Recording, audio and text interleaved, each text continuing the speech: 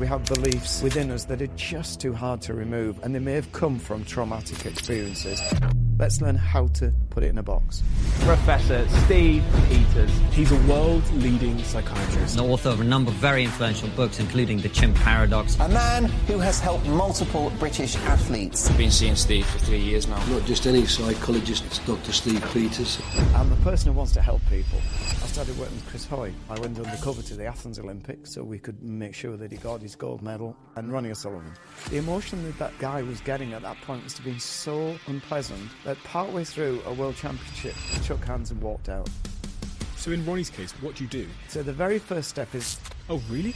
And that is what winners do. For people to shift, they've got to have psychological mindedness, which means they've got to understand that it's not about what happens to us in life, it's how we deal with it. What role does early childhood trauma play in how we respond in situations? Oh, wow, now we're really getting deep.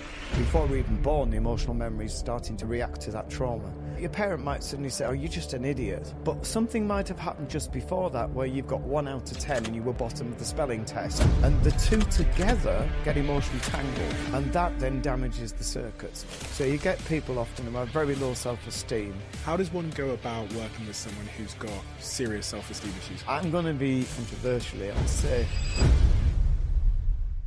Whenever there's a podcast episode that I record that really has a profound impact on me, I always want to provide a little bit of a disclaimer at the start to make sure that you give it a chance. And this is one of those episodes that comes along once in a while, which I absolutely, absolutely adore because of the depth of wisdom and the potential it offers to change your life. So what I'm going to ask you to do is to listen to this episode, to give it a chance and to try and get to the end, because this is one of the rare ones that once in a while I think will genuinely change your life. It'll be one of those episodes that you pass around to your friends.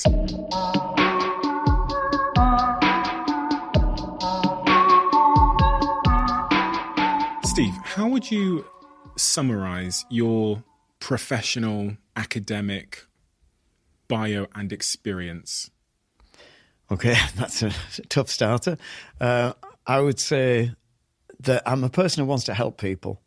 So what I've done throughout life is say, in order to help people, what do I need? So one of the things I felt I needed when I was a young man is I needed a medical background.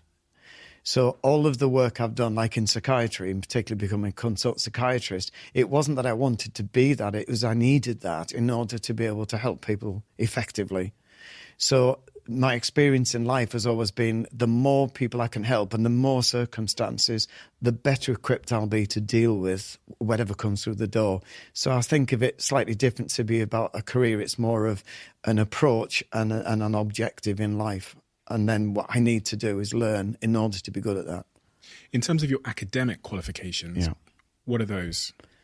My friends all laugh at this because I've got 5 degrees. So effectively, I started off doing mathematics and teaching, but then I went back into medicine, and from there, they're scientific qualifications. I've got a medical degree. And then I went through the Royal College, so you specialise in psychiatry and get your membership exams. And then I've specialised again in looking at things like, because I got involved with sports people, I did an MSc. So that we look at sports medicine itself again and brush up on my medical background, because I'm still a doctor at heart. And then because I teach at university, I did an MSc in medical education.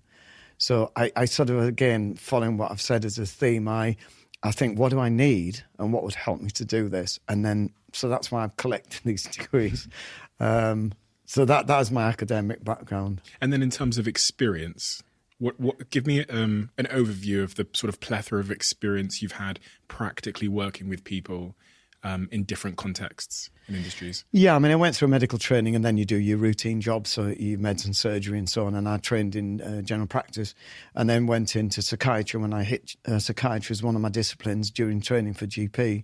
From there, in psychiatry, you look across a vast spectrum. You select your job, so I covered general adult psychiatry, then I covered old age psychiatry, child psychiatry, learning disability, and adding into forensics. So when you've done all that kind of training experience, then you start to really specialise. And initially I was going into specialise in old age psychiatry. I felt what the service at that time, was a long time ago, was quite poor for old age, and there was very little research. It's before Aricept, so the anti-dementia drug came out, and I wanted to go into that field, but by virtue of the fact I'm a teacher, I got a post in sort of teaching in university alongside clinical work. And that meant really I needed to do general adult. So I then set off in general adult psychiatry, did a lot of clinical work, 20 years in the NHS, but progressed because the difficult cases are often personality disorders and how you manage them, and particularly forensic style, so psychopathic, colloquially called. We'd call them dissocial personality disorders. How do you manage these people? So I ended up becoming, by default, a specialist in this field, and then ended up working in a secure hospital, working with people under the Mental Health Act who are detained, who've transgressed the law. So then you go into the legal aspects of how we deal with people who have transgressed the law and are now held under the Mental Health Act almost indefinitely. When you try and obviously get people back out of these secure hospitals if they're safe to come into the community. So that in a nutshell is how my career developed. So you end up with a vast experience over the last 40 years, and then hopefully you can pull on that experience when you're working with everyday people. Working with everyday people. You ended up working in the field of sports. Yes. Which seems less obvious as a path for you to take based on your, based on your experience before that. Didn't seem like you were really aiming intentionally at working in sports. No, not at all. I'm not a sports fan. I'm a people fan, which means where people choose to work, then I follow them and I've got to learn their world. So, obviously, you've got sports specialists, sports psychologists are the specialists. I came in a bit left field. I was in forensics at the time, but I was still teaching at university.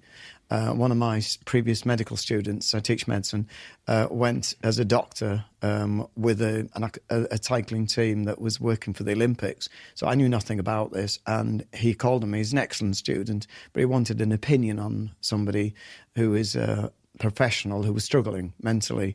So I came in just to give an opinion and work with this guy. Now, I can only name people who've gone public, so I can't give names. And he excelled. And then I can name the next person. At that point, I was introduced to Chris Hoy. And Chris, amazing guy, absolutely amazing. So really, it was an easy bit of work to do to help him to get his mind to do what he wanted to do with his mind. He went off. I went undercover to the Athens Olympics. He asked me to go with him so we could make sure that he got his gold if I could contribute. He got his gold medal and then said, really, I want you in the team. So I didn't go for a year. And after a year, I was convinced. I was working with Vicky Pendleton, and I knew that needed a bit more work. And she's, again, an amazing person, great people to work with. And so I then took the leap.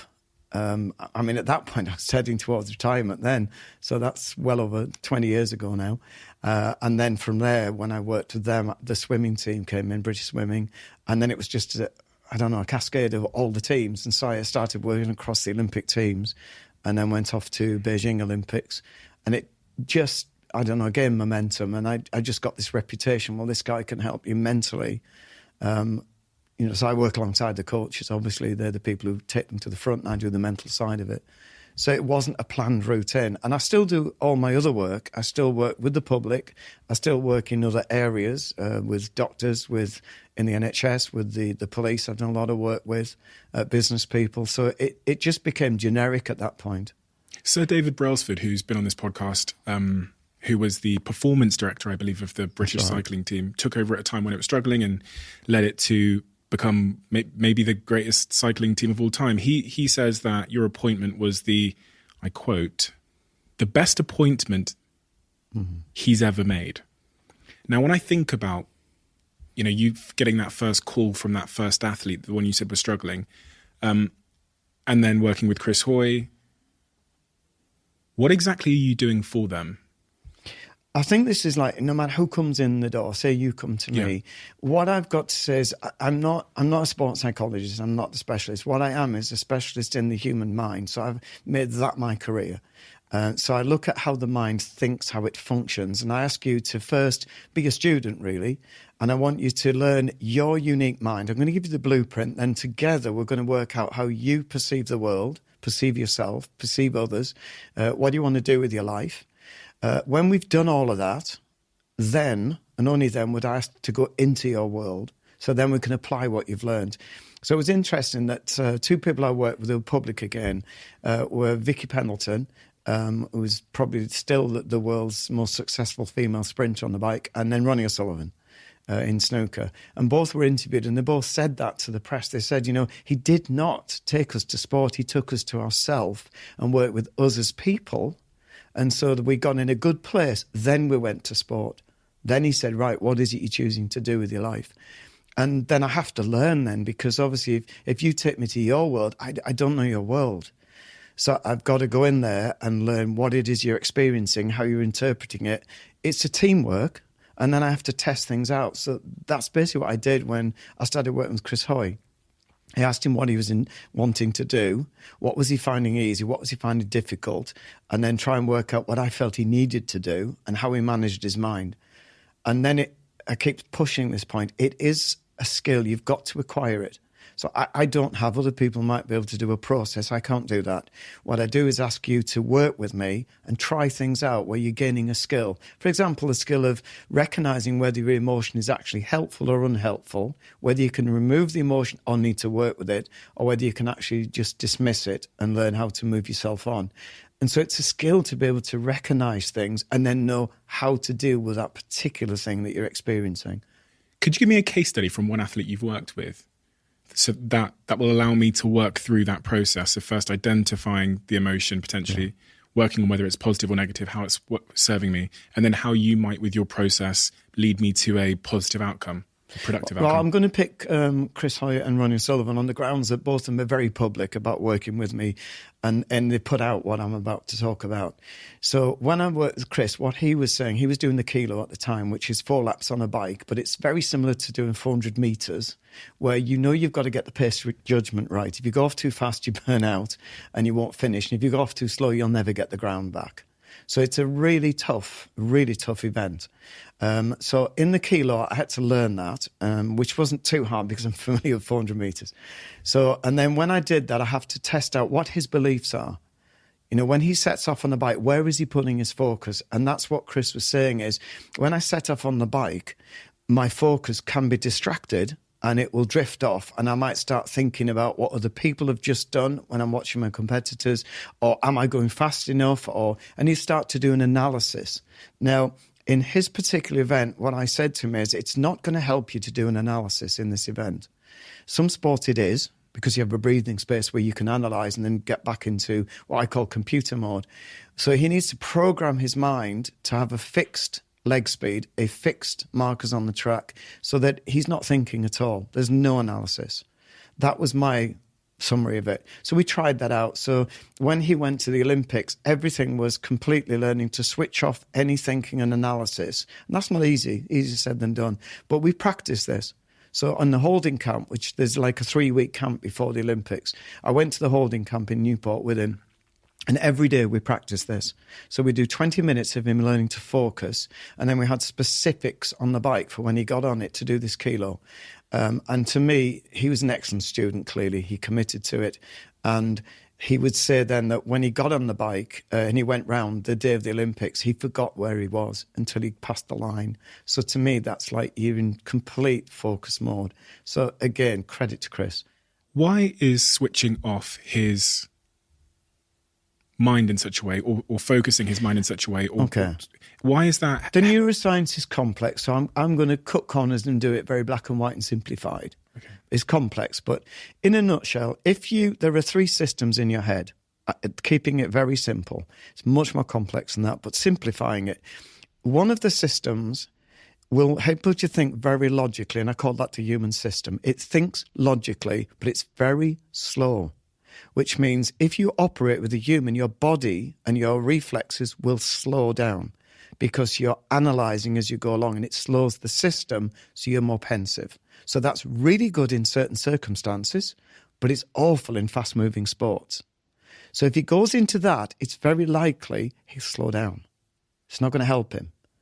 If he goes into the second system, which we'll probably come back to, the chimp system, this is a primitive system which thinks. It's more than just a reaction, an impulsive system. It thinks.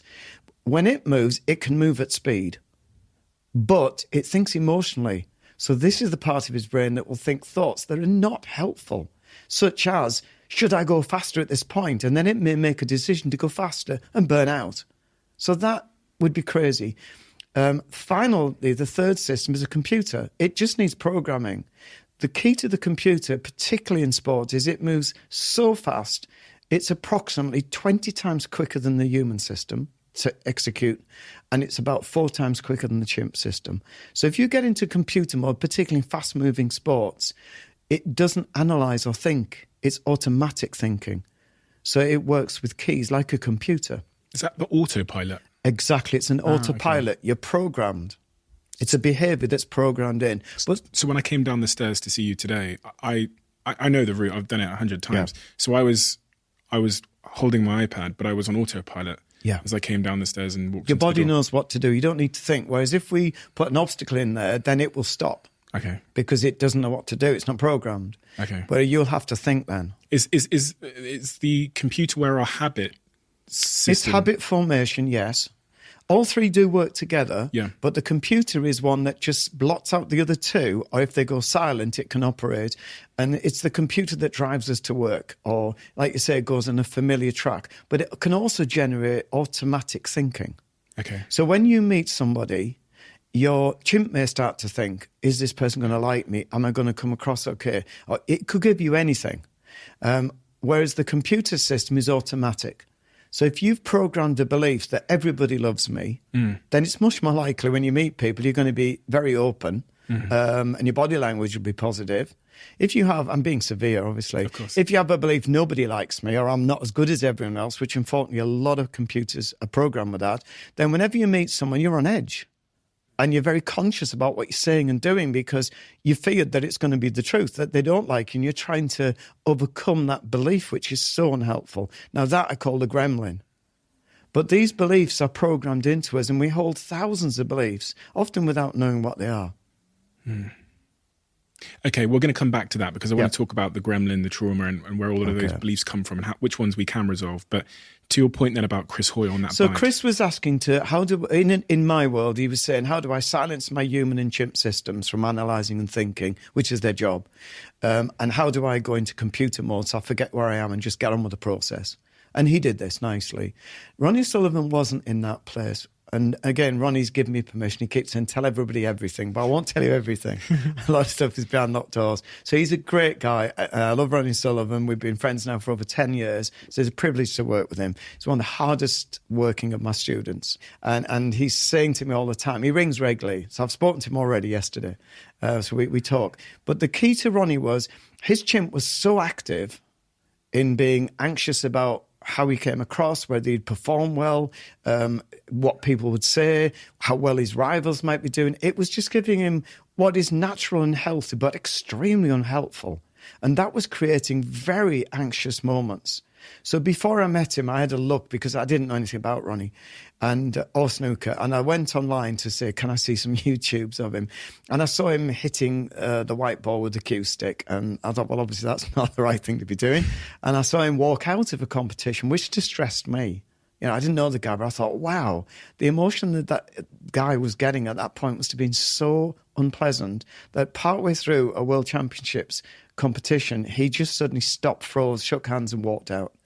And I just thought, you know, when I saw that, I definitely want to help this man.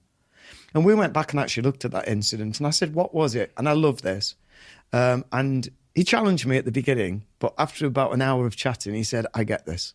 Because on that incident, he said to me, there was this voice sort of saying, just go out of here. You don't have to be. I don't want to be here. And he said, and I'm saying to myself, I want to play snooker. I just want to enjoy the game. And this voice got more strong, saying, right, hit the cue.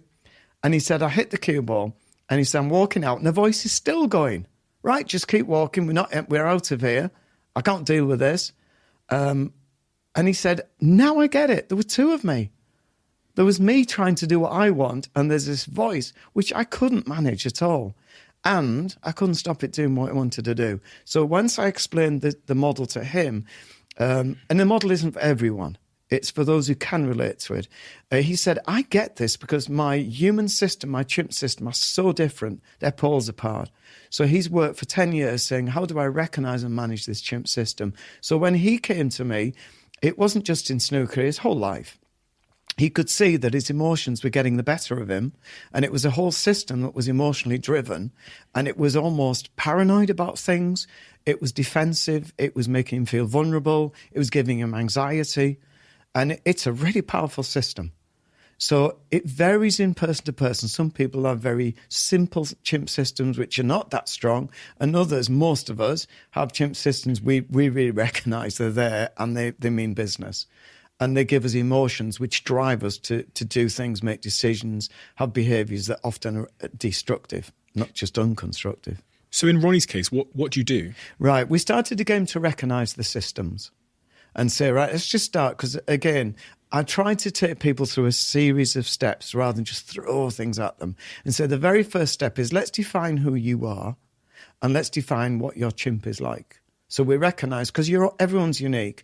So I can't tell you who you are, know what your system is. I'll give you general things like this system is impulsive, it doesn't think of consequence, it's quite emotionally driven. When we're tired, it takes over. And people generally start, I get that. So neuroscientifically, that's what happens in the brain.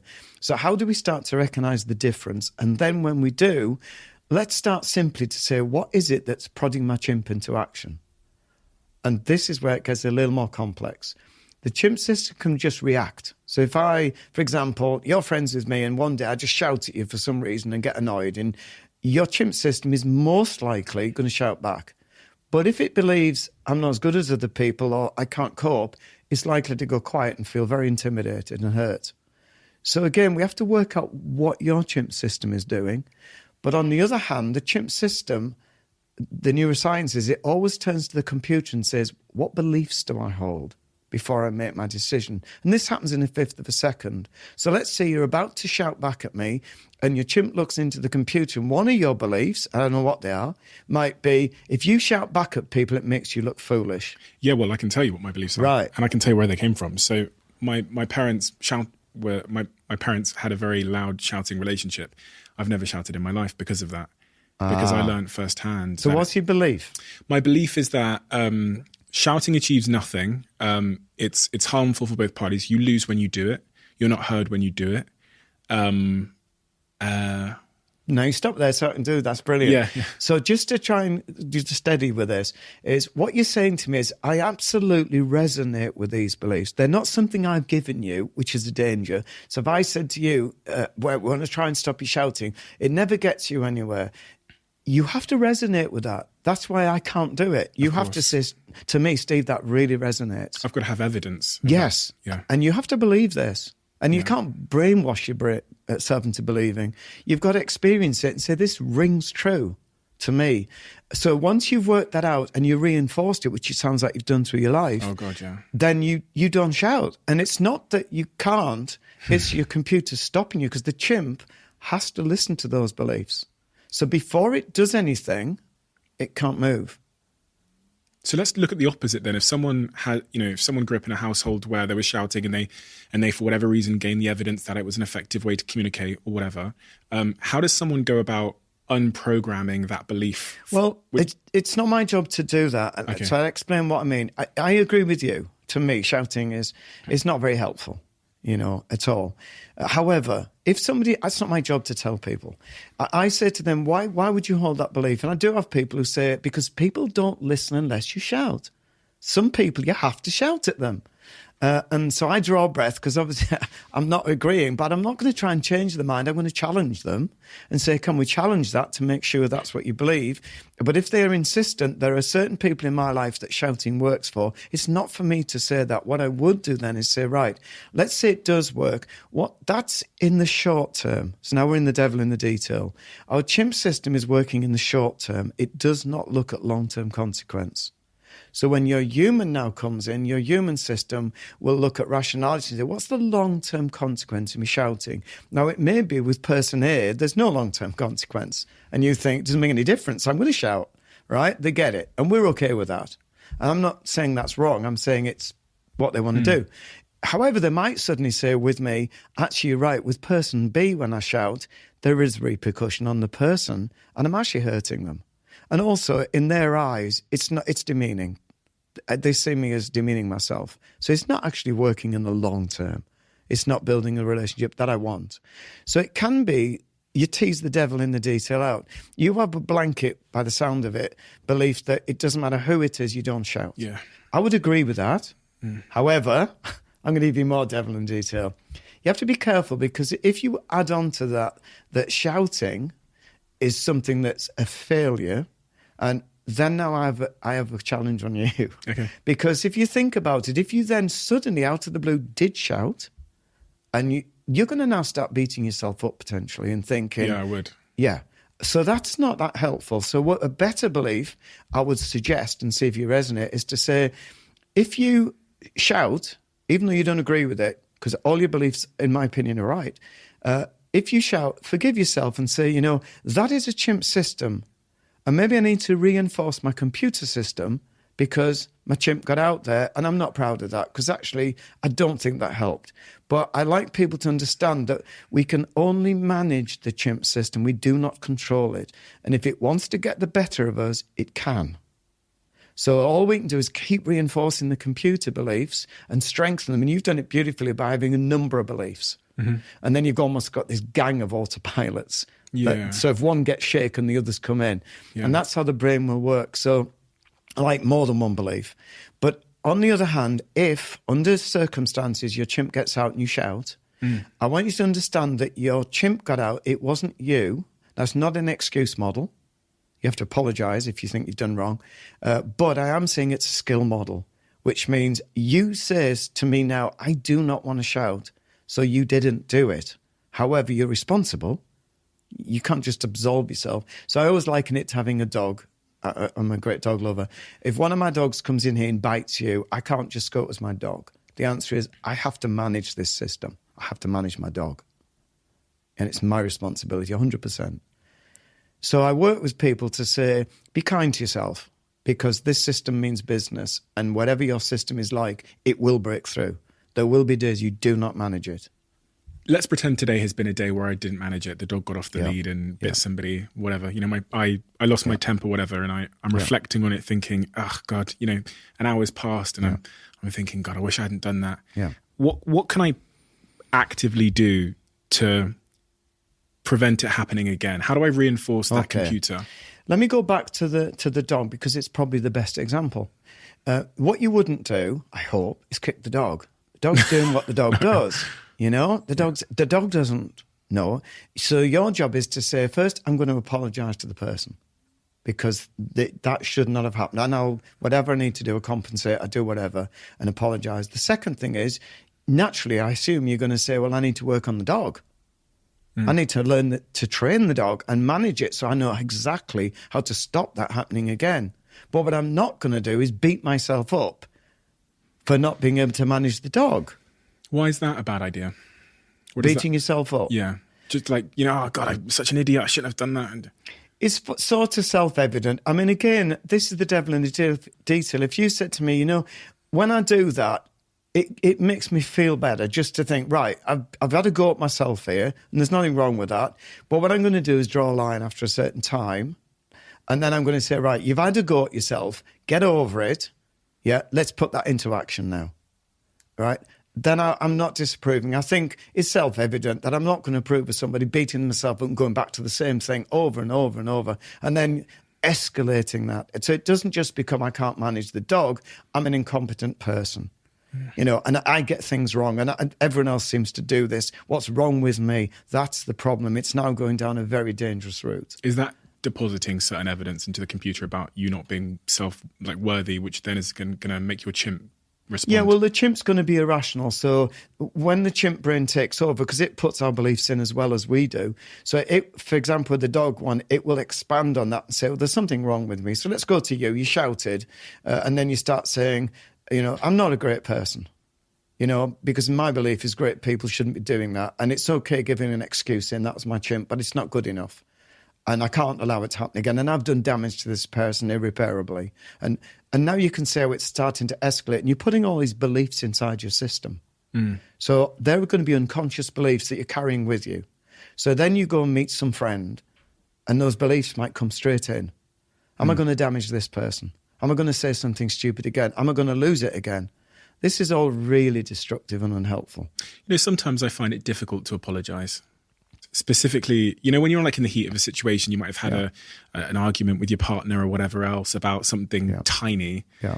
In that moment, sometimes I find it difficult to apologize. I think I've gotten 10x better. I'm thinking about the last sort of confrontation I had with my girlfriend. And in fact, all I did was listen and then apologized after she'd finished speaking, because I genuinely was like, I completely understand. But I think sometimes over the last 10 years, I just think, why don't you what is it that's preventing you from just saying, especially when you've done something which isn't in line with who you want to be or how you want to behave? Why didn't I just apologize straight away? What is it? I've got to make a guess, because I was like I said, everyone's unique. So if I'm working with you, I'll say, well, again, we're looking at what beliefs you're holding is. Do you think apologizing is something that's strong or weak? That's a good question.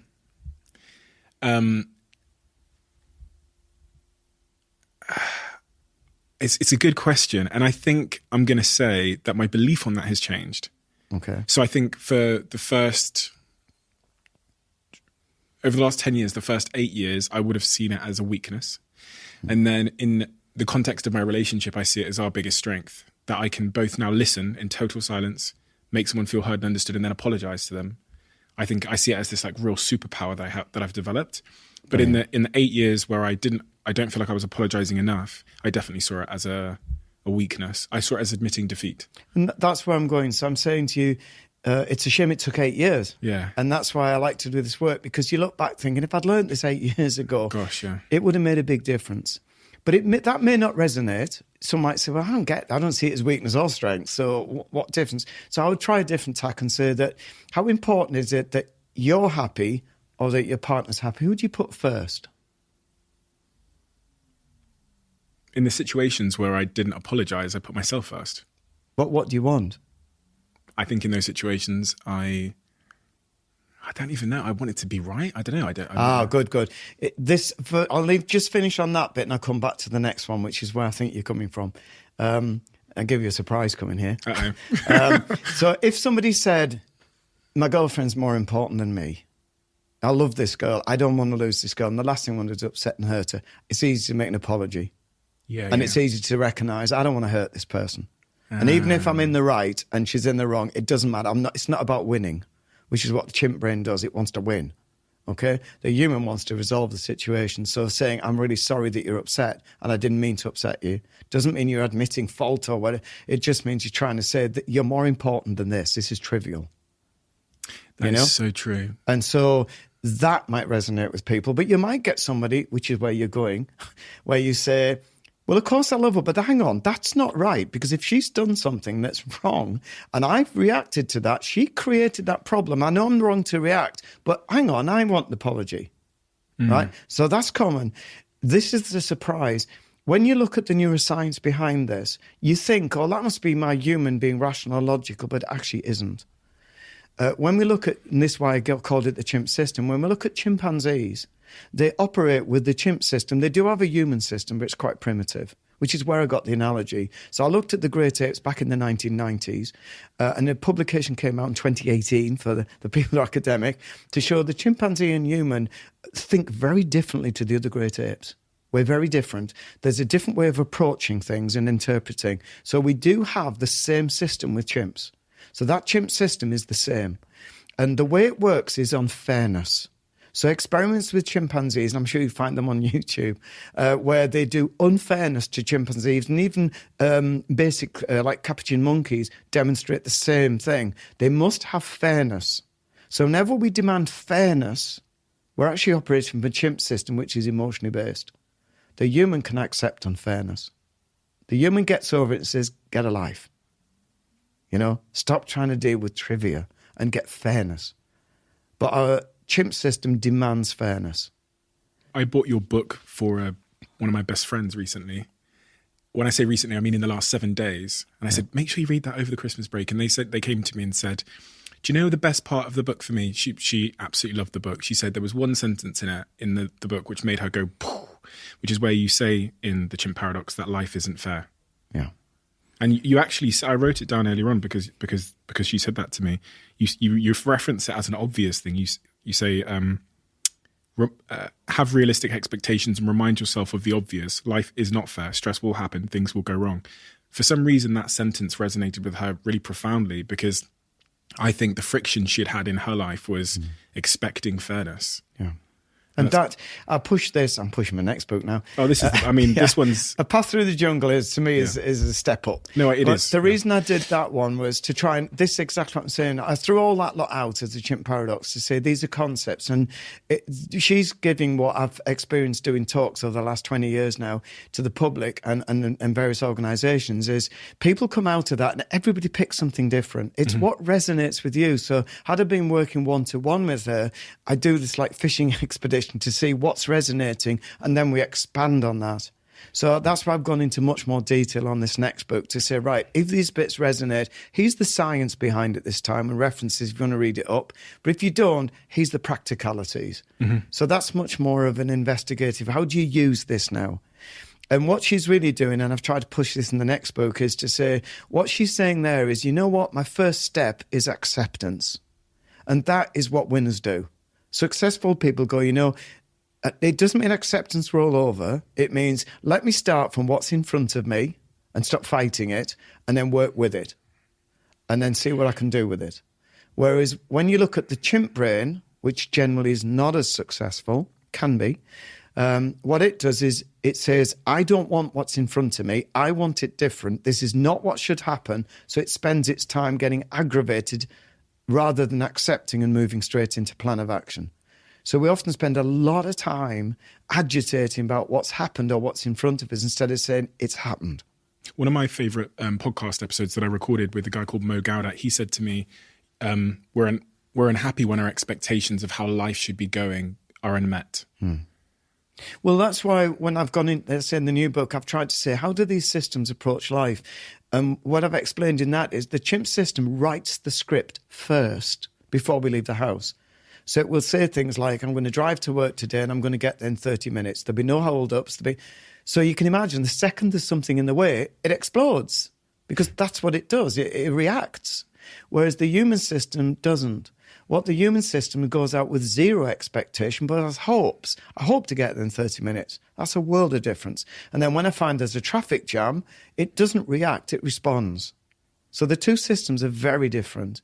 And if we can learn how to go into human mode, then we set off for work, there's a hold-up, we don't have an emotional reaction, we have a response, which is accept, there's the word, accept what's in front of me, but then follow through with a plan. So in the book, I always say, first step is accept, but immediately say, right, what's the plan? Because that's what humans do. The human system wants solutions. It wants resolution. It wants to move on. The chimp system wants to express emotion and then remove the problem. Not solve it. There's a difference. Just remove it. Ignore it. Displace it. Pretend it hasn't happened. That's not ideal because it tends to come back and bite us. What role does trauma play, like early childhood trauma play in how we respond in situations? Oh, wow, now we're really getting deep. It depends on, again, I'm being black and white. If someone has a really bad trauma at childhood, it can have repercussions throughout life because now the circuits in your brain are developing.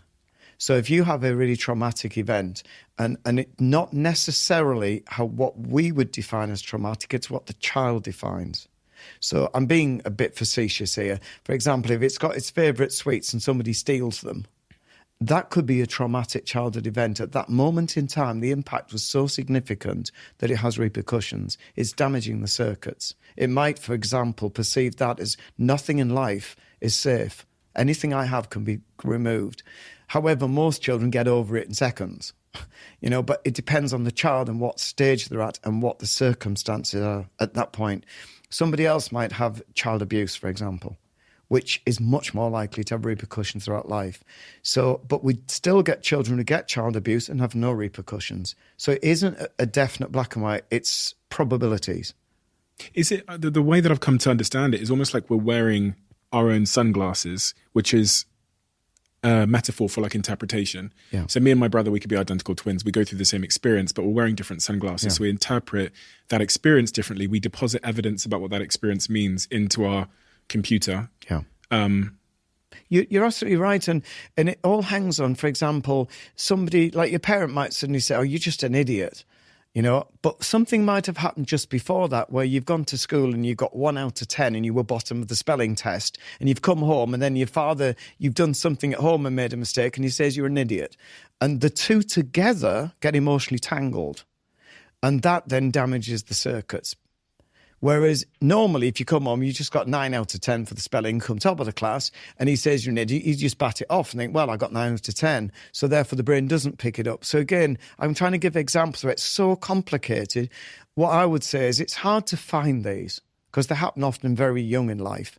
And the emotional aspects and our memories emotionally and how we formulate things have about a 3-year start on the human circuit, which doesn't come in for 3 years, approximately. So that's why we have no memories of childhood. We can't remember before the age of 2 because it's not working.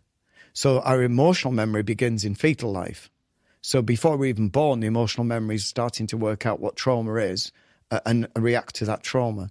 So we react to the mother's heartbeat, for example. And again, every fetus is different. It's on the spectrum.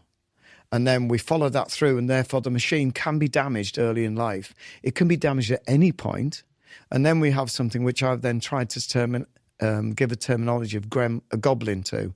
So a gremlin is a belief or an experience you can process and actually get rid of. Whereas a goblin is something which is really damaged the circuits. So you get people often who have very low self-esteem, and that's going to continue throughout life. Now, I'm certainly not saying we shouldn't try and get rid of that. Generally, we can. But it could be they always have moments of low self-esteem, and what they need to do is accept they're always going to appear, but I'm going to have a way of dealing with them and then getting back onto a much more positive footing. So sometimes we have beliefs within us that are just too hard to remove, and they may have come from traumatic experiences. What I'm saying is I'm not rolling over and saying, oh, well, this is damaged goods. I'm saying let's learn if they do raise their heads, let's learn how to put them in a box, stop them from having impact in my life today, and then work forward from that. And again, that's a skill to do, and it just needs people to learn how to do that. So we can take down gremlins, but we can't. Goblins you have to accept. And the reason I brought that terminology in is, sadly, I've seen over the years when I've been in my educational role as a doctor, I've trained doctors and clinical psychologists, nursing staff, to how we deal with emotions. And what I've seen distress is when you get well-meaning therapist of any kind, and they're trying to change something that can't be changed. And you have to say, the circuit's damaged. And rather than try and change it, let's learn to deal with it in a very constructive way, but not put that pressure on the person to do something which we're probably never going to achieve. So I'd always say try. I'd always say let's try and process an event and let's try moving on. So they remove it. So great if you can get rid of low self-esteem. But if it keeps raising its head, let's say stop putting pressure on that person and work with it. You still try and remove it. So, but there's a point you say to them, look, let's accept it, but let's not let it take over. Let's learn how to put it in a box. So it's a bit like a virus in a computer system, exactly the same. We accept it's damaged, but we can box it in.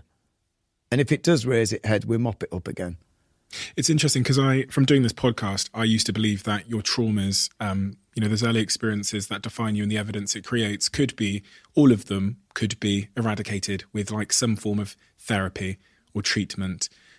The more I've done this podcast and sat with exceptional people who have exceptional stories and some, in many cases, have exceptional traumas, I've gone the other way and realized that even if they've had all the therapy, they've gone and done ayahuasca, they've had whatever they've had, it's still some traumas, some of the deeper, earlier traumas never seem to disappear. And so my stance has changed. And in recent podcasts, I've been saying that there are instances where some things it seems like people just can't overcome certain things.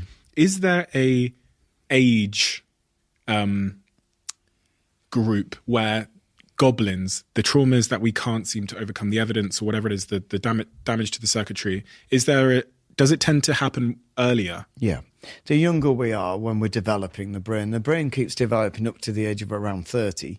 So it's young to me at my age as anyone under 30. Okay, so I'm 30 now. Right, you're just you're just about done. Okay. All right. So some people finish, we know that mature is the final sort of like bits to the brain mature, which is actually the rationality. of the brain. It matures around 25 to 30, but there are quite a lot of, particularly more men, who keep going to around 32. But by then you're out of the oven. So wherever you've got, you're finished. God. I agree with what you're saying is then you accept this is the way my system is. So let me manage my system instead of trying to make my system do something it can't do. So I hope I'm not coming across saying death roll over. I'm not saying that. But the reason that I did it was they're also the therapists. It's really hard for the doctor, the nurse, the psychologist. It's really hard to see them struggling to try and change something or help someone and it's not working. That can damage them to think, what's wrong with me? I've seen it. Yeah, oh, right. I've got a friend that's a therapist and I've seen her crying because she couldn't change something in one of her patients. Yeah. And that's why I brought this out and said to the therapist, look, stop.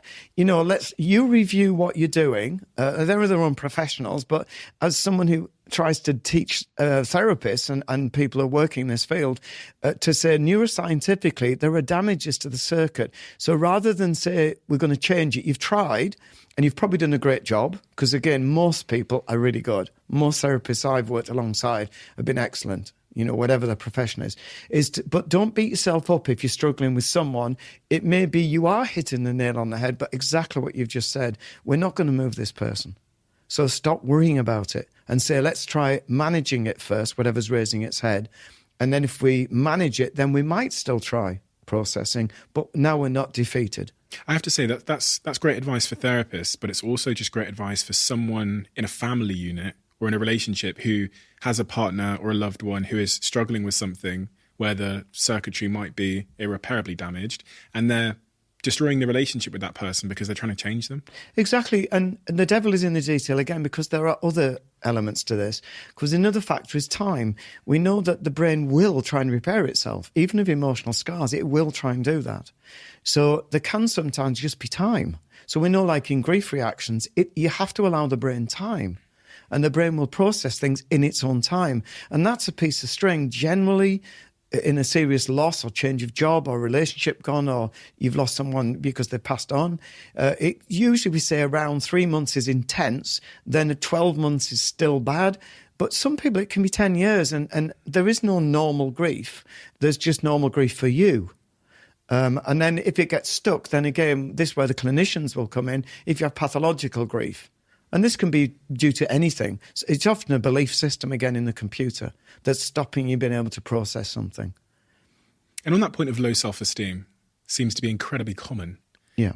Confidence issues, low self-esteem, people believing like they are not enough. I remember I sat with a therapist called Marissa Peer.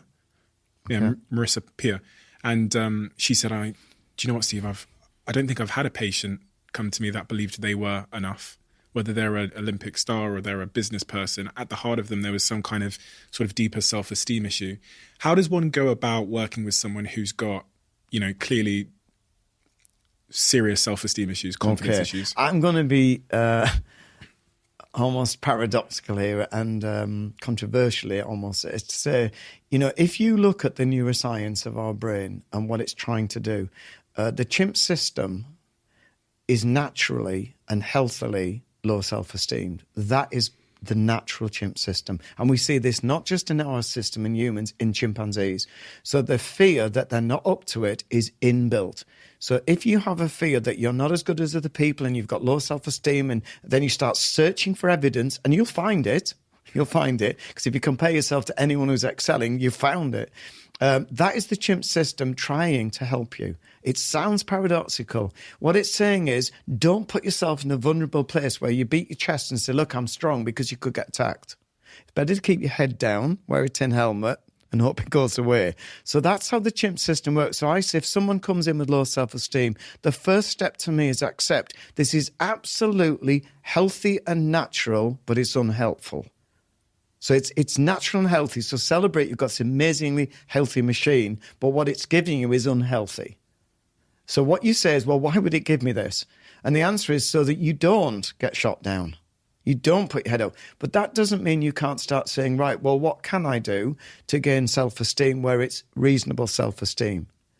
And then you start saying, for example, don't compare yourselves to others. It's not a healthy thing to do. Even wild chimpanzees do this. They have a hierarchy and they will compare. and they'll jostle for position. So we're built to do similar. We jostle for position. And sport is one way we see it blatant. All right? And we enjoy that, provided we retain it as sport and not start going self-esteem on it. So we muddle the two up. And again, in, say, the typical everyday person. Social media. Yeah. Oh, that's a disaster area. Because again, what our chimps do is they want to be loved by everybody. Oh, gosh. And the evidence is quite strong that if I'm your friend and I like you, okay, and then you've got another friend who is not keen on you at times, and you'll actually give more attention to the person who's not keen on you than me. It's facts. And that's what we do, because our chimp is based to say, I've got to be loved by everyone. So you just say, well, Steve likes me, I'm not going to bother with him. But if it's Brian or whatever, I'll try and curry favour. And you try and please these people.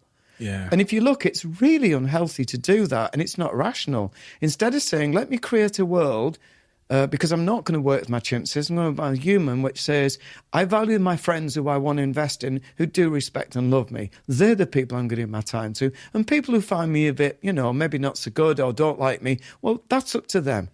They're not in my world. They're outside my world. So if we look at that, that's how the human system works. It builds its own inner world and says, this is how I'm going to survive the world. But social media can be a disaster, because then we look to see, well, who doesn't like me and what comments, and we give them undue attention. And that's a natural, healthy thing for your chimp to do when it's trying to get everyone on side. But it's a ridiculous thing to do, and it's unhealthy. Is that because the chimp cares about status? Yeah, Status because is linked in to a survival. troop, and again, not everything that chimpanzees in the wild do refer to us, but some things do overlap. And we find that a chimpanzee will always try and curry favour with the powerful chimps, because it doesn't want excluding. Excluded chimp is in trouble. I mean, it is going to die, because it's unlikely another troop will take it. And it's likely a leopard will get it. It's got to sleep sometime. So, but if you think of us as humans, we tend to see this. So you particularly see in teenagers, they try and make everybody their troop.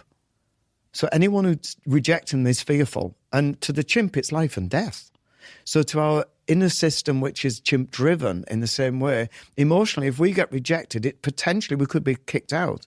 And we know that if you look at the neuroscience of the brain, particularly in teenagers, it's extremely sensitive to peer pressure. It's built at that point to start forming peer groups. So if somebody says, I don't like your hairstyle, I don't like your socks, or even worse, I don't like you, then that can be extremely damaging to the circuits. That can create damage.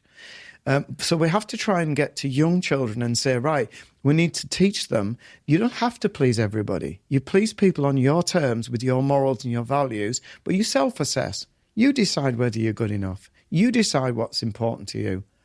But if we don't teach them at young stage, as a teenager, we go outside that, and then social media becomes extremely, extremely dangerous. You see that in schools. I went undercover in a school, and it was funny. I was on the playground and I was looking out, and I saw all of the boys had the same haircut, this kind of weird mullet thing, and all of them had the Under Armour backpack. Yeah, I couldn't believe it. I was like, they're identical. This group of 20 lads who are all together, perfect mullets, and this Under Armour backpack. I think at the time when Anthony Joshua, who was the great boxer, was an Under Armour ambassador, I think the brand was becoming really cool. So, and that made me think about how we seek to conform so much at that age, and how much I did. I was wearing the skinny jeans, if that was in, and the Fred Perry top. Then I was listening to rap music, and then. But I think that's really important to do, isn't it? Because again, if we got a child who, under the age of 10, wandered away from parents and didn't really care, that's very disconcerting. They would be able to build a community, right? The child should be dependent on the parent. Right. If you get a teenager who's outside the peer group, we start getting concerned. It doesn't mean there's something desperately wrong. Some people are more isolate than others. It's on a spectrum. But it is worrying. So you like to see teenagers together, but in order to be accepted, you've got to have common ground. So our chimps always look for common ground or common experiences. So if I wear orange socks and I'm the gang leader, then you wear orange socks, and now we're all on orange socks. And if I suddenly decide they're out, then everyone starts wearing them. That is pretty healthy as a teenager because they're peer group bonding. We hope they go through that stage into what we call individualization. So around 17, neuroscientifically, the brain does change, almost to the day for most people. So by 18, 19, we're starting to individualize. And that means we decide whether I want to really wear orange socks. Yeah. We get individual identities. However, again, a lot of research, obviously it's contradictory at times, but most of it shows that around that age we have the leaders come out, which is about 1 in 4 people genetically are going to individualise and decide, I'm just going to set my own agendas and I like what music I like, do what I like.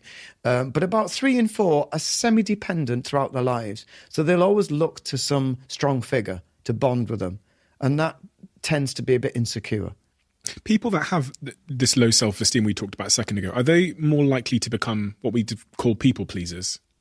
Yes, because again, they're trying to curry favour. So that's one way of coping with low self-esteem.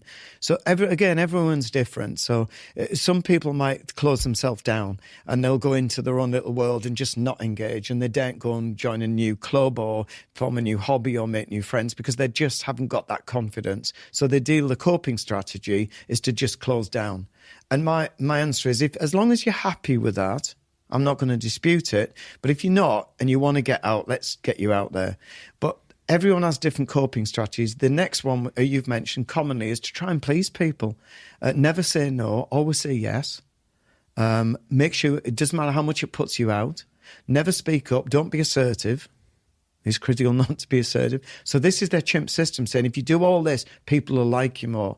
Sadly, the reality is they don't. People like assertive, confident people. They don't like people who suck up to them. Tends to be then there's a real danger. Now I'm going into forensics. Somebody who's in that position where they're desperate trying to please is really vulnerable to abuse. So they're going to get someone who finds them and then they'll use this against them. And then it really is dangerous. So when you look at that, my gut feel as well as logic would be to get them out of that and say, look, be very careful. If you're going to lean on someone, don't lean on them by trying to please them. Lean on them as a friend who's there to look after you, that's building you up, not controlling you. Is that what you tend to find in abusive relationships? Yeah. There's usually very low self-esteem. I mean, years ago, when I did a lot of work in general adult psychiatry and hospital medicine, I would see quite a lot, not just women, but mainly women, who would have such low self-esteem that they would subject themselves to someone who was really abusing them. And there was a book out at the time, which I used to recommend, which I think is excellent, written by a woman, and it was entitled Women Who Love Too Much. I read through this book and I thought she'd written it. In my opinion, it was excellent. So I used to hand them that and say, I think this is better than me as a man trying to help you to get self-esteem. I can do this, but I think if you understand where she's coming from, and she said exactly what you're saying. She's saying, you know, the reason you're clinging to these guys is because you have such low self-esteem. You're actually saying to them, give me my self-esteem, and they're abusing you. So you've got to build your self-esteem. You're right. But there are lots of ways people do. Some of them are not so blatant. So some people don't recognise they've got low self-esteem until you point out, for example, they just don't know how to be assertive. And if you think about it, if you've got reasonable self-esteem, then you would say, I have the right to speak my mind, and also to say to people, please don't do that.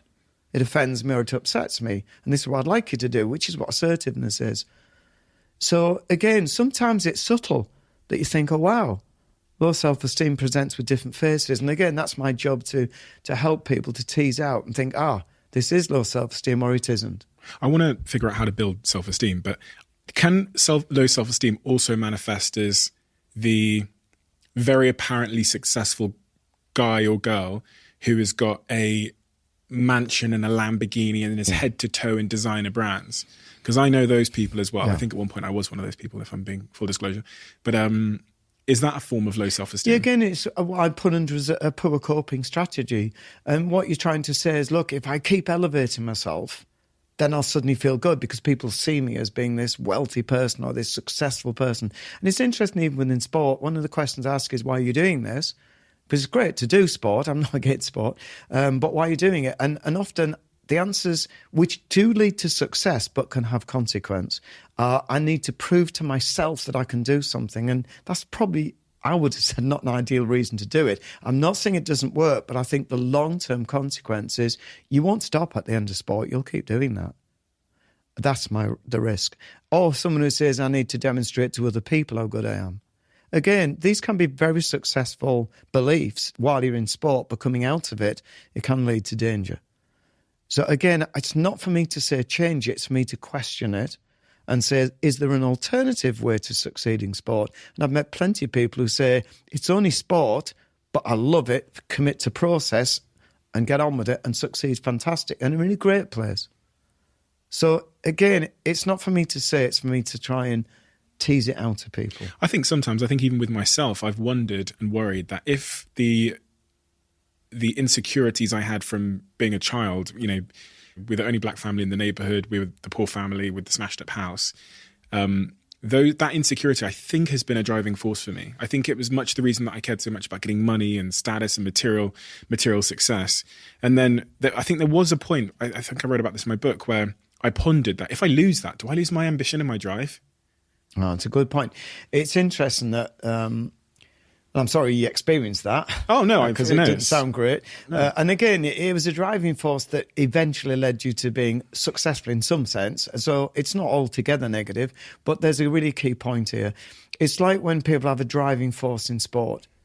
I think it's great to have a driving force wherever it is, provided you can stop in your tracks and look at perspective and say, you know what, without this, I'm still a decent person and have good self-esteem within yourself. So I think I'm not against these driving forces as long as you can contain them and they don't contain you. Yeah. There's a difference. So I think if you said, right, I want to try and prove that I can make this because I'm from a poor family, I'm black, I'm the only one in the neighborhood, and I'm going to show you we can succeed here as people in this position. And that's true of a lot of minority groups. I don't think it's ideal. I'd much rather, if I'd met you then, say, can you just see yourself as being you? Yeah. And who cares what the rest of the world thinks? Let's make you and your values. And that could have driven you. But if you say, well, what if I suddenly see myself as being me, and I don't see this as me being poor and I need to prove myself, will that not lose my force? The answer is not really. Your force is driven by emotion at that point. So that's your chimp driving you, all right? Which I'm not saying is right or wrong. I'm just saying that's what it's doing. But is there a way the human can drive you? And the answer is yes.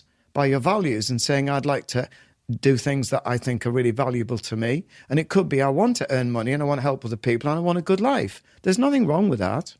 I don't think there's anything wrong, but that's for you to decide. But then you can have a driving force and you won't lose it. In sport, I deal with people who I try and get them to put sport in perspective. So my phrase is always, it's tiddlywinks. You know, life is tiddlywinks. But let's do it with a passion. But at any point, if we're not doing well and we make a bad move, let's be able to laugh and say it's tiddlywinks. Are you doing that to detach it from their self-esteem? It doesn't have to be with self-esteem. That's completely different to me. You've chosen to put your self-esteem on what you can achieve, which is what the chimp does, or who it is, or how people perceive it, or what it's got, what valuables it's got, you know, money. That's a way of dealing with it, but it's not a very sound one, because what happens is you still keep going. Because deep down, what I've experienced, I don't know whether you'd resonate. If I met you heart to heart behind locked doors, at that point you say, I'm not happy because I'm aware of what I'm doing. And I know it's superficial. Oh, yeah, 100%. And that's what I've experienced. I've worked with the extremes of each spectrum, with people who are struggling with finances and people who are extraordinarily wealthy. But the bottom line is, at the end of the day, when you're back in your own house, in your own room, you're living with yourself. And that's why I say, do you want to look at that? Because if you can live with yourself comfortably and be at peace of mind, then nothing's going to get to you. The world will be a much better place.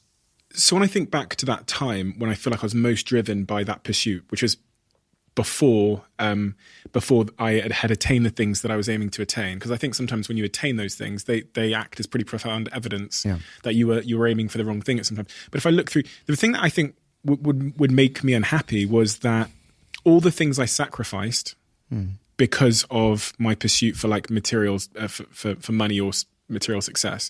So not having relationships or friendships or social connection, sacrificing all of those things created like an emptiness. Yeah. You know, just working 7 days a week in an office, and then thinking that, you know, this was a noble cause because it would make me rich.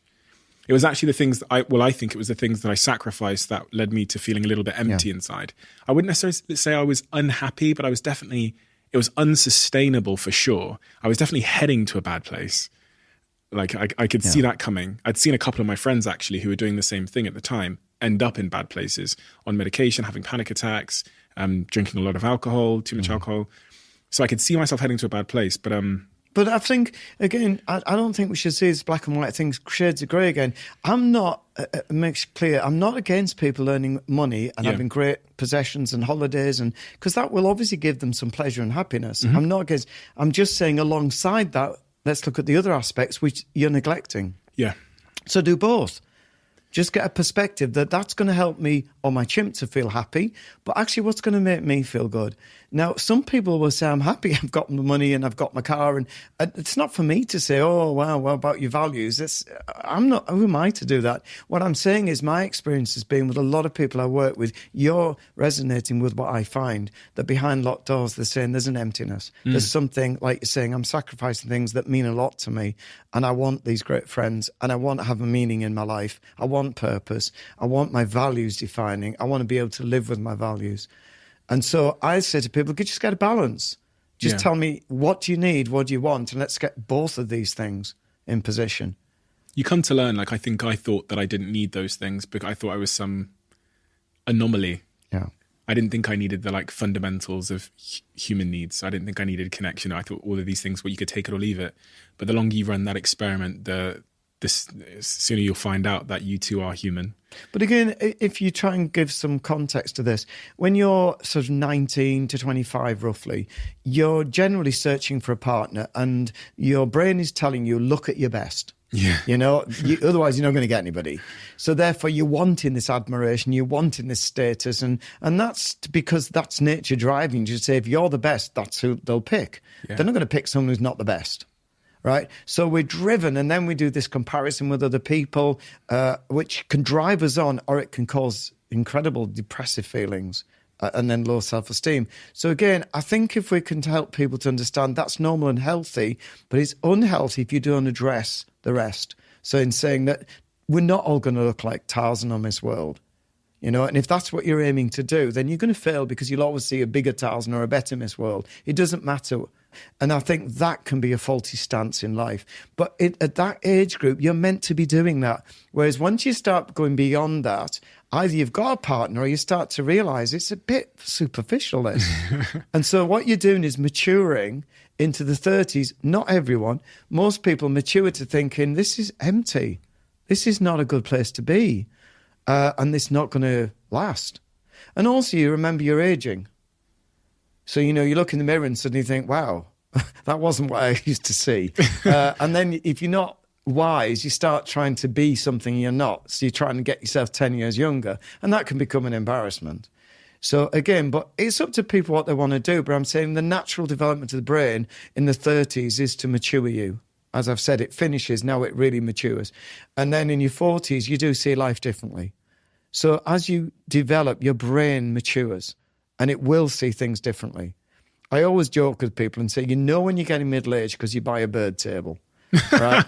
and you can't believe how many people resonate, or you go to the garden centre on a Sunday. But that doesn't mean you can't do that at 19, and it doesn't mean you have to do it at 40. I'm just saying we recognise that what it's symbolising is I'm starting to look at more aesthetics in my life now and not chasing after a mega career. I'm not chasing after wealth. I'm saying, look, there's a point where you've got enough. And there are other things. There's quality of life now. And for a lot of people, they start tuning into things like nature. So it's not that surprising. They got the garden centre. You know, I'm not saying that negatively at all. Yeah. All right, I've got my bird table. Yeah, we just bought my girlfriend's dad a bird. There you go. Box with a camera in it. There you go. But the point is, at this age, more people are more likely to appreciate that than when you're 18. Of course, yeah. But we're not saying that, you know, I'm not trying to put people in boxes. I'm trying to say, let's look at how the brain develops, but learn what works for you. But it's good to know that your brain is maturing all the time, and you will move. You will move ground. Whether you like it or not, your brain will mature as well as your physical body. I've always wondered why at 23, 24 years old, I would go to nightclubs and spend a ridiculous amount of money on champagne bottles with sparklers on them to try and impress people. Whereas now in my 30-year-old mind, I look at that behavior and go, I wouldn't even go, like, I don't even want to go to nightclubs at all, period, anymore. But 23, 24-year-old Steve, which isn't that long ago, it's only like 6 years ago, that's all I look forward to.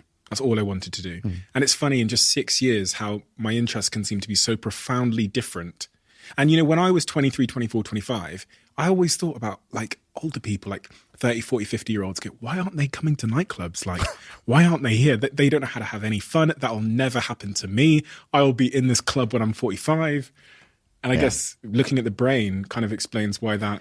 Yeah, and there are exceptions, don't forget. There are. Of course, yeah.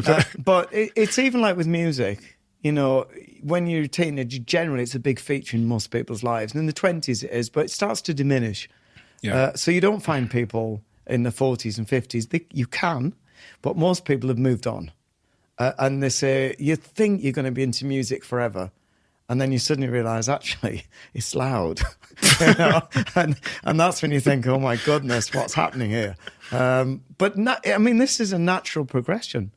But then again, I love it if you get somebody who's in their 60s, 70s and still into pop music. I mean, that's great. Yeah. I'm not saying that's something wrong, but I'm saying there is a general trend and you're experiencing this. So I think pulling it back to my world is, that's why I say the brain's doing the same thing.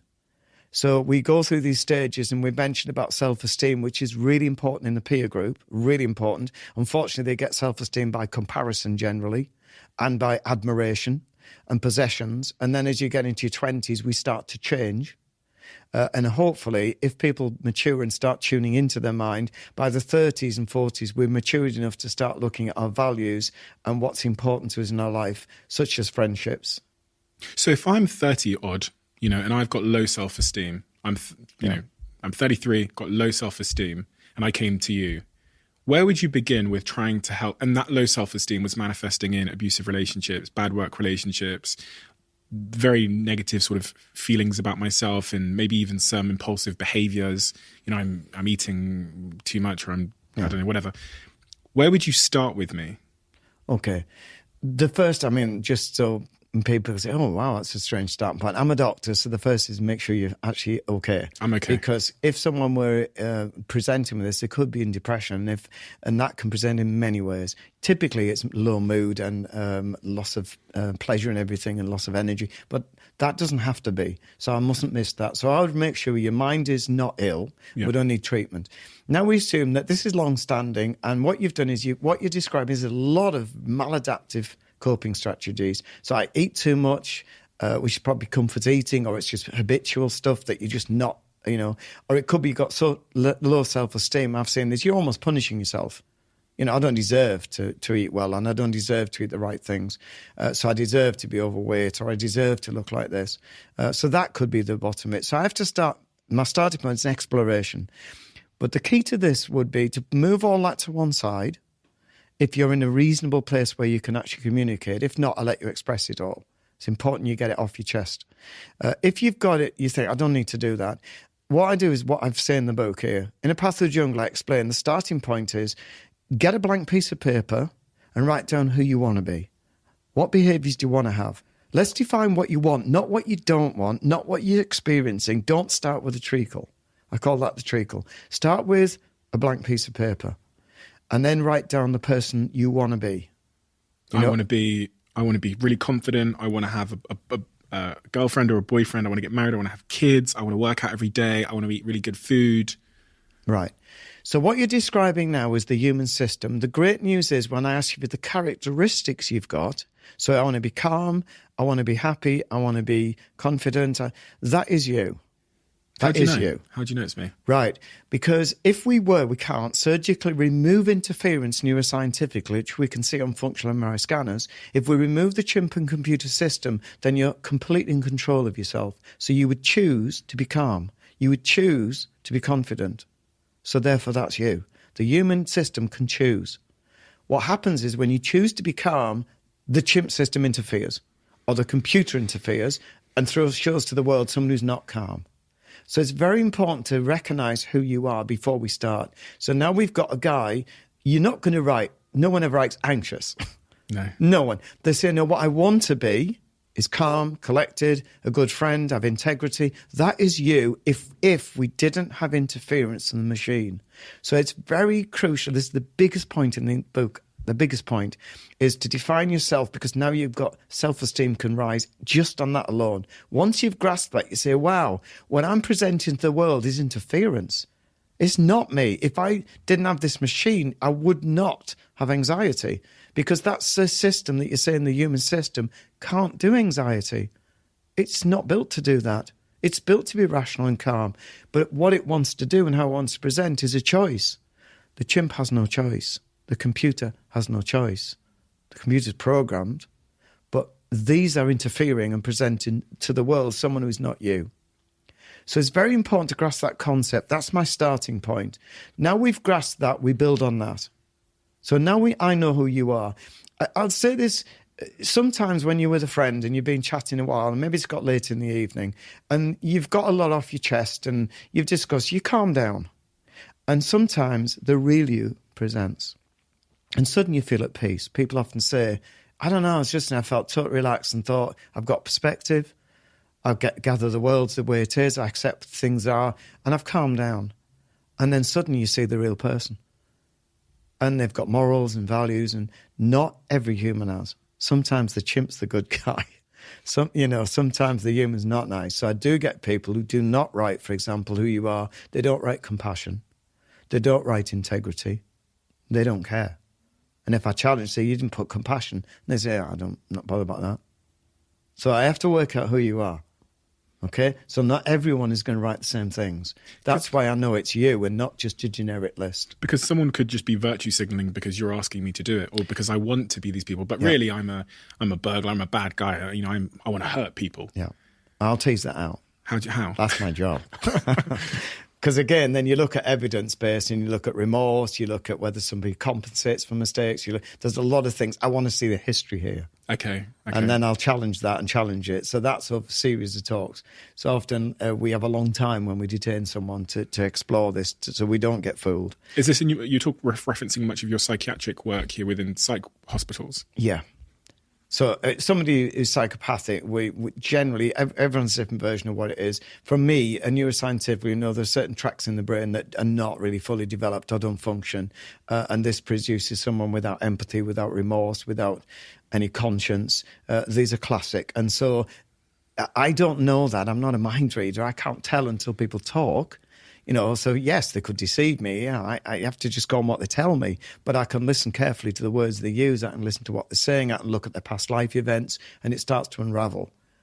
So eventually you think, okay, I know what I'm dealing with now. So, but to be honest, people don't do that with me. What you tend is, because I would hopefully set a scene where I don't care what you write. I don't care what you want to do with your life. It's not for me. I'm not a judge. I'm here as a doctor to explore this with you and get insights for yourself. So most people are not psychopathic. We're decent people who've just got lost in the way the neuroscience of our mind has tumbled us. So my starting point when you gave me all this was to say, let's write out the real you, and let's start building ourselves on that and recognising what is not us, and let's start unpicking it. So let's just start saying, right, why would you have, and we went earlier about low self-esteem. Let's look at why you have that. First, it's natural and healthy. That can help people. Sometimes just saying that, they go, that's amazing.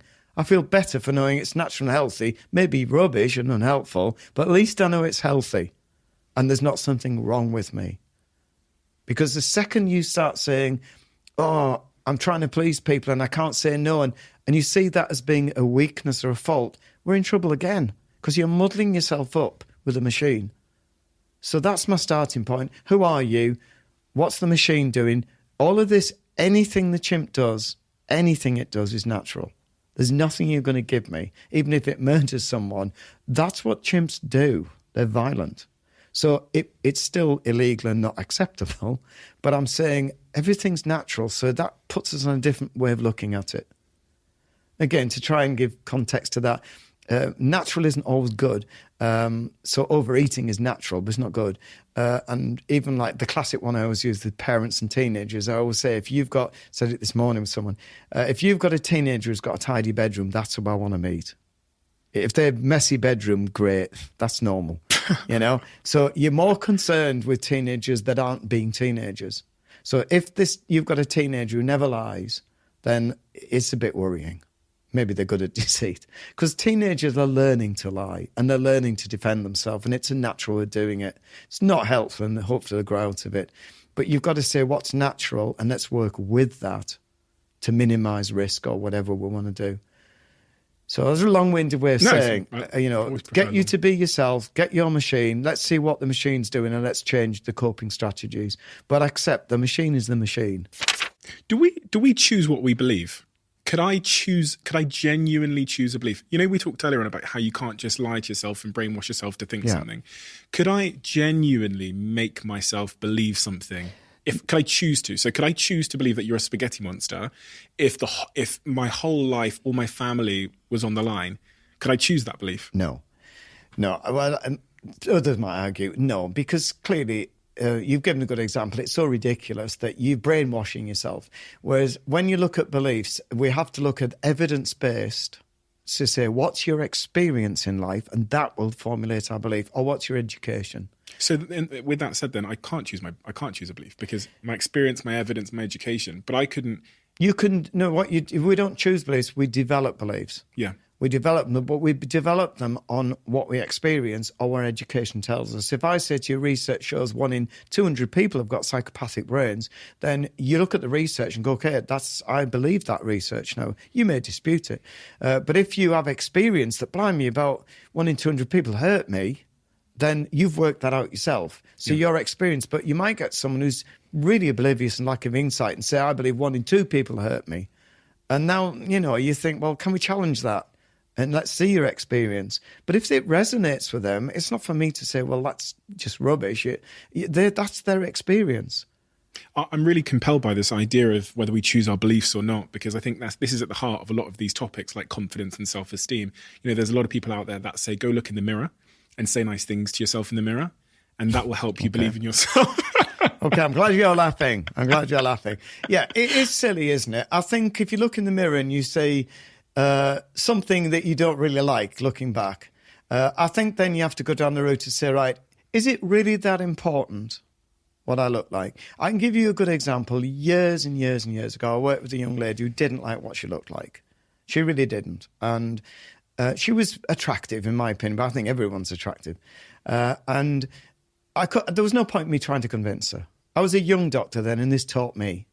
And I couldn't get anywhere. So I was struggling. And she was in an inpatient. We were worried about self-harm and so on. And that was her coping strategy for having very low self-esteem, and I was lost. So as a junior doctor, by chance, I asked her, just chatting to try and get her to see some value in her. I said, what do you like doing? And she said, I love animals. And by chance, we did have a bird table, which was neglected. And we also had a cat on the ward. And no one really bothered with the cat. And I said, can I ask you to do something for me? And this wasn't planned. I just thought, can you look after the bird table? And can you look after the cat? And without a word of lie, a different person emerged. And I sat there and I thought, why has that changed? Because this isn't what you learned at medical school. You learn antidepressants and, therapies and talk. And I thought, what have I just done? And I'm young at that point to read around, and I like to read outside of medicine. And I thought, I gave her a purpose, and that was her self-esteem. She took it out of herself. She then said, it doesn't matter what I look like, I want to help the animals. And this is a true story that she got discharged and went to work at an animal centre. And I met her in outpatients follow-up, and she was as happy as could be. And I said, we've got to broach the subject. What about, your self-esteem and where you look? And she said, well, my self-esteem doesn't matter, because she actually did have it, but it was on, I am a carer, and these animals need me. So you could argue psychodynamically she was looking after herself by looking after the animals. She needed love, so she gave love. So I could see psychoanalysts saying, there you go. I don't mind how it's interpreted. It worked. For me, it worked. So I suddenly thought, wow, sometimes people just need to have a purpose in life and feel valued, rather than what they look like. So that was the start of me really starting to think as a young doctor, don't go down one route.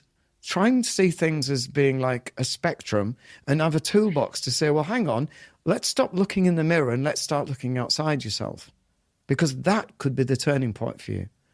So again, that won't work for everyone. So I have to, when you say about this, I'm probably getting the idea now, whenever someone comes in, I have to really work hard to understand their mind. What beliefs are they holding? What's going to turn them around? What's not helping? What are the long-term consequences? What hidden beliefs have they got that they're not aware of, but I've got to get them out?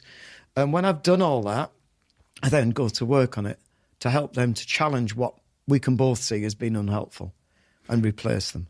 In that example of giving that young lady a bird box and the cat, and then her going and working with animals and that making her feel a sense of sort of worthiness, I guess. Yeah. I was thinking about that. If that job gives her that sense of worthiness, just like the relationship we've talked about and all these other stimulants, can that then become a negative thing? Exactly. Anything can, can't it? And this is what I'm saying, that when people say, write me a book, and I think I'm always reluctant to do it. And it's taken me 10 years to write this one, as in 10 years later after the first one, because I don't want to go in there with a process, but I feel I've got to, because, so many people, it's very humbling, have said this has so helped. It really makes sense to me that I thought I've got to expand on it and give it in more detail so people have really can do it themselves. But the problem is it's very individual. So I have to work with the individual. And yes, that could become a positive for the rest of her life. But as long as we can give her perspective as well, that she's worthy as an individual. But if your value is, I believe the value I have is, I want to be altruistic. If that is a value you hold and you're living that value out by helping animals, for example, then we know that that will give you peace of mind. What I'm alluding to there as well is this workaholism. Yeah. Yeah, do I keep helping more and more? And that do I work 7 days a week and I can't leave the bloody animal sanctuary? Exactly. And that's where you've got to get this tiddlywinks, but come out and get perspective. So say, right, it's great you're doing that, but don't start making it the more I do, the better I am, instead of saying, no, I have to look after myself too. So again, it isn't just one thing. We're giving it very sort of linear here. I'm just giving you an example of one angle, but then I would work on the girl in other areas of her life. So it isn't just that angle.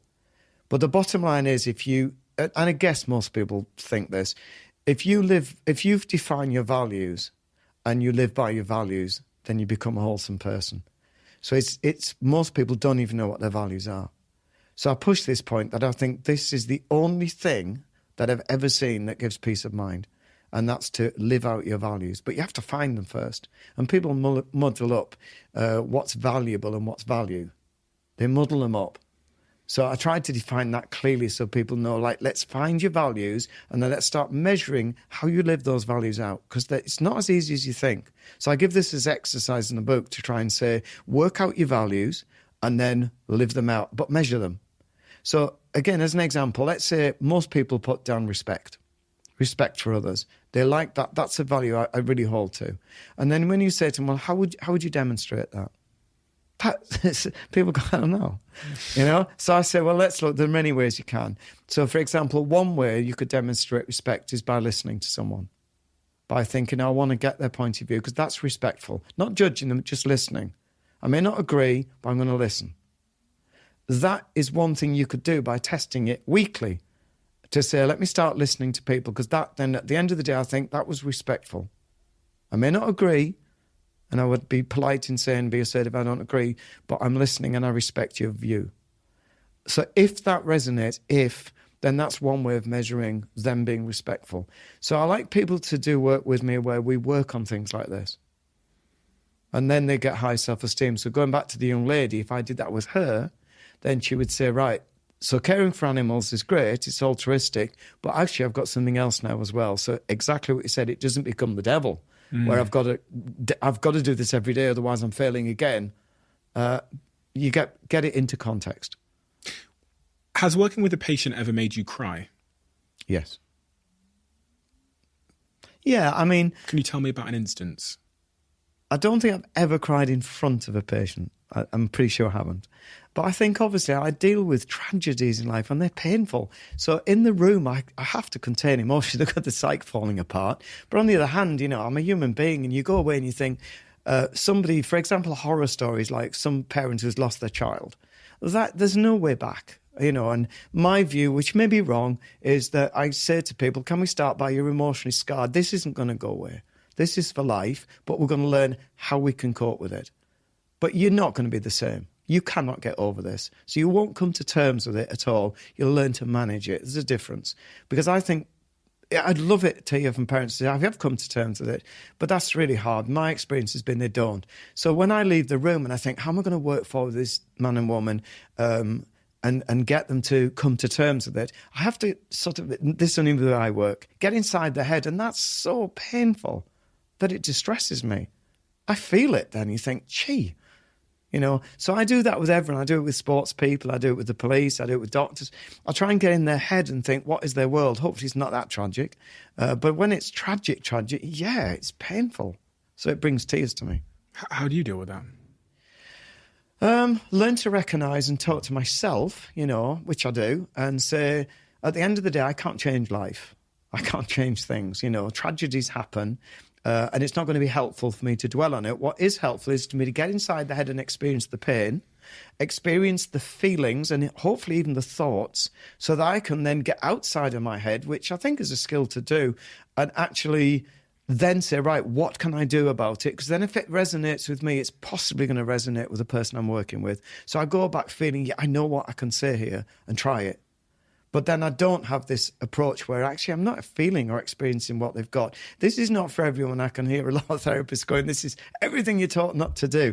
Good on you. It's how I work, and it works for me. I've heard you in A Path Through the Jungle talk about what you just said there, which is you actually talk to yourself. Yeah. In The Path Through the Jungle, you talk about talking to the chimp. Yeah. Yeah, I mean, again, to lighten the mood, because it's quite heavy. There's lots of great things I've had and lots of great experience and lots of success. And I say to people, always pat yourself on the back when you do this. But one of the things my chimp responds to, and I don't know why he responds to this, is sarcasm. But I've worked that out. So whenever something upsets my chimp and I just think, oh, come on, get a life, and I can't, my chimp's going for me, I say to the chimp very quickly, right, can I just ask, do you want to be upset for a minute, an hour, the rest of our lives? Just give me a help. I don't know why. It makes me laugh. So it disarms my chimp. And we know that if you can laugh at yourself or a circumstance, and you can't always, but if you can, we know that's the only time the brain seems to default into human mode. Because what you're really doing, if you think the chimp's job is to alert us to danger and worry, where you start laughing genuinely, particularly yourself, the chimp's disarmed, it has no job. So it goes silent. So it literally will silence, and you'll see the blood supply and oxygen uptake in the human circuits. And so I come back to me and think, okay, and my chimp may witter again, but, you know, I'll deal with it. So, yeah, I talk to my chimp in that I know what can bring me round. When you say talk to, do you mean out loud? I wouldn't do that without people around. Because I tried upstairs. All right, yeah. I felt like my chimp had a little bit of a hold of me about something. And so I tried just having a conversation with myself out loud. And it works. And it worked. I tell you why. And again, I both go through this in detail for those who want the science behind it. It's referenced. When we talk to ourselves, we talk often from the chimp. We can talk from the human, but when we listen, the human process is what we hear, which is why often, you know, we talk to a friend and we say, I feel a lot better. It's not just getting it off your chest, you're listening. So often in a team meeting in business, for example, I'll sit and I'll say, just talk from your chimp. And they'll talk and talk. And I say, right, when you've got off your chest, how much do you believe of that? And they'll go, nothing. It's rubbish, because you're actually processing what you're saying. So the more we talk out loud, the more we process from our human and bring perspective in, which the chimp can't do. We bring perspective and reality to the table, and that can bring us back to earth. So it does work. So behind locked doors, yes. I mean, when I worked with British Cycling, which was great at the time, and many fantastic people there, great achievements. When I used to drive I live in the Peak District, so it was an hour's drive.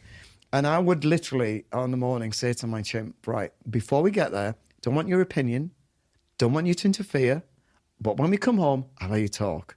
Don't ask me why it works. Probably think I'm nuts. But it worked. My brain almost went into computer mode, saying, not the right time yet, not the right time. So I would deal with a lot of upsets. You can imagine working with people, you get a lot of all kinds of things. And then I would come home, and I'd just particularly point entering the peaks where I'd say, okay, it's your time. And my chimp would come out. And then I would let it say, well, that was so unreasonable of that person. And once I've done that, as our chimps do, you can't keep going. It used to get bored of its own voice. And I'd say, you finished? And he'd say, yeah, it's fine now. So that won't work for everyone, you know. But I'm just saying sometimes it does work. I would just like to add, because I think I'm fairly resilient. When we're not resilient, sometimes you've got to give TLC. So I'm not always firm with the chimp. Sometimes I go, you got a point. Sometimes I agree with it. And again, this is learning how to deal with you, your own emotions, what works for you. So I try this with people and say, what resonates with you? You've got to try it. But sometimes I have to say, even to my own Chimp, you've got good reason to be upset. You've got good reason to be distressed. You know, I get it. And that, giving yourself reassurance and TLC, can be very powerful. Is that what you refer to as exercising your chimp? Exercising the chimp is when you let out emotion, express yourself. So it doesn't have to be high emotion. Expression can just be, can I just say, I think what's just happened was unreasonable. I think this person was way out of order. Or it can be without emotion, saying this person's just damaged me. You know, or particularly reputations of people are in other people's hands. And I see a lot of this where you've got reputational damage and you can't do anything about that because it's not in your hands. And the more you try and defend your reputation, the worse it gets. So you have to just suck it up. So there's where I'd say, be reasonable with your chimp. You know, don't down it and say, come on, get over it, because it needs TLC. And there's lots of times, lots of circumstances, TLC is appropriate. But you have to learn when to go enough, because it tips to self-pity. So we exercise the chimp, we let it out. Let it out. Express emotion or express feelings or express it in words. Step 2, as I read in the book, is then we figure out if it can be addressed. Yeah. And say in the case of reputational damage, someone said something, it's not true, it's out in the press, I can't, whatever, can't respond, whatever it might be. Then step 3 is we make a plan to move forward. Yeah, and that can often be, let's look at reality here and the facts of the situation. That nobody is immune to attacks, nobody. It doesn't matter, you know, I often say if an angel from heaven fell to earth, it would be attacked, you know. And so you've got to get reality that, and then the reality is if you're not going to please everyone and something has terrible happened, go to your friends, because that's all that counts at the end. You know, It's who you're with at the end of the day. And these are your friends, your partner, potentially your family, the people that stand with. That's why I say the truth. This is your fallback we talked about earlier. You turn to them and they're then the ones who go, we don't care. We know you, who you are. We love you. And even if you've made a mistake, they're forgiving. You know, at the end of the day, we're not perfect human beings. Nobody's an angel. We're not angels. We're human beings with machines that can run us awry. And even our humans can get it wrong. Sometimes we blame the chimp. It's not. It's the human. You know, that circuit can do it irrationally. You know, it's not always rational when it comes in. You must have dealt with this a lot, dealing with high-performance athletes and people in the public eye. Yeah. A lot of teenagers, because, again, that's a vulnerable time, but a lot of people. So it's a privilege to deal with. It's uncomfortable. You know, you deal with actors, actresses, I deal with sports people. What about footballers? Have you ever dealt with any footballers? Yeah, I worked with England football for 3 years, and I worked with Liverpool for 3 years. So I know a lot of the lads went very public, which was great. And again, they were not in a bad place when I met them. What they were saying is how to optimise performance. And again, they might deal with some really bad comments in the press, and which, you know, behind locked doors, I'm thinking, this isn't right. I don't think they've got the right end of the stick here. You know, and so all I like to do is stand with them and say, look, you know, I know the real person. You know, I know what you're going through, and I can only give them my support. And sometimes that's all people need. They need somebody who's there for them to say, you know, you're struggling here, but I'm here. And I know the truth. We can't change a falsehood or the way someone interprets. You know, we can't. So we have to recognise when we can't change it, we fall back to the truth and say, just give me some TLC or support. Habits. A lot of people are thinking about habits. It's January. I made a video on habits a couple of weeks ago. In A Path Through the Jungle, you talk about how our habits are influenced by our self-image. Yeah. That was a curious sentence to read and not something I'd heard before. What do you mean by that? Okay, there's lots of ways we form habits, whether they're helpful or destructive. And I'm giving examples, so that's one you picked out that's quite powerful if you grasp it. So, for example, I'll take the simple example, which I may have put in the book, I don't remember. If I wrote down, I'd say to someone, do you see yourself as someone who is a tidy person who gets on with things immediately? Or do you see yourself as someone who procrastinates and is pretty untidy? I'm untidy. Right. So if you've got that self-image and you go home and your room is untidy, I'm being very black and white here, then there's no feelings at all, because that's who you are, you're untidy. It's true. So therefore you don't do anything. That's true. Whereas if you say, right, change your image and say, actually, my chimp being tidy, I'm a tidy person. In some cases, you're now programming the computer, you now go home and say, wow, this isn't me. And that can change. So if your self-image is, I'm not my chimp, that's an untidy little beggar, I am actually a tidy person. How do I change that self-image? Well, you've got to sit down and reflect on this. I mean, a lot of the things in the book I've done as a young doctor. When I became a psychiatrist, I decided I didn't want to be a psychiatrist who didn't actually manage themselves. And that's no detriment to psychs who struggle, because it's not an easy career, or any therapist. It's a tough career. But I decided, look, I'm going to work on me, because I can't keep doing this, which is where the chimp model came from. And it was one of my light bulb moments many, many years ago where I would be procrastinating, and then I suddenly thought, you know what, that isn't who I want to be. So I thought, that isn't me. I'm actually someone who gets on with things. And I used to get in and I'd just go, right, get on with it. And it's never left me. I just thought, no, that is who I am. So I become uncomfortable now. If things are untidy, I agitate and think, no, get it tidied up. So I start perceiving myself as this energized guy who's going to get up and do stuff. So if you define your self-image, you're actually programming your computer to say, this is normal, anything else isn't, and that will actually help your chimp to agitate, which will then join forces and tidy the room. So instead of your chimp going, oh, I can't be bothered, suddenly it's saying, wow, I'm being told we're not untidy, so this is unacceptable and not normal. And that's what I did, and I found that very powerful in my life. So I get lots and lots of emails. The other thing I found really curious in this section about habits in stage 4 of the book is when people think about habit loops, they often have a reward at the end of it. Yeah. You referenced suffering. Now, there's this quote I heard many years ago. I think it was just over 10 years ago. It must have been. God, I'm getting old. Where I heard this YouTuber say, change happens when the pain of staying the same becomes greater than the pain of making a change. And when I'm thinking about friends that I have in my life, or myself, where there's habits or there's behavior patterns that I want to break, sometimes, I'm thinking about one particular person who's a musician, sometimes they have to get to that rock bottom place before you see change happen. Yeah. Is that because of that? Is that because sometimes the suffering has to... Yeah, I mean, it's sort of self-evident. You know, if you're, for example, in a bad relationship and it's really not doing you any favours and it's not doing them any favours, but it's not bad enough, then you struggle along and struggle along. But if suddenly something happens where it becomes untenable and it's painful now, then you move. You think, stop the relationship. And then you look back thinking, why didn't I move earlier? And the answer was because it wasn't painful enough. And the same with like untidiness. You leave it and leave it and leave it. And then somebody comes in and says... A partner. Yeah.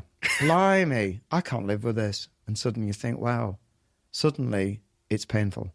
Is there a way to get there without the person needing to point it out? Yeah, there is. I mean, when I talk about relationships are critical to us, and I say to people, the way we move is we've got to... I have the triangle of change, which is really the 3 key things that cause us to move. And with the one you've highlighted is either it's got a massive reward or there's going to be massive pain and suffering. So if you're you're courting someone, you want to form a permanent relationship, when they say, I can't stand untidiness, you'll guarantee your flat's perfect when they come in, right? Because you're thinking, if I don't, I'm going to lose this person. So the reward is so big. However, then they marry you, and for some reason we take them for granted, and we forget that bit now. And then the flat becomes untidy, and then she starts saying to you, you know, I'm struggling with this, I'm struggling, but there's no threat yet. So now it's not painful enough. So she's struggling with it, and I love the guy, but this is now what I do. So I say, let's increase the pain. I want you to sit down and imagine she can't cope, and she's had a bad day, and someone at work says, oh, come over and chat, and this young man has a tidy flat, naturally. And she goes, oh, wow. And I warn people, how are you going to feel if she walks? Because once they've gone, they very rarely come back. And if you don't look after them, someone else will.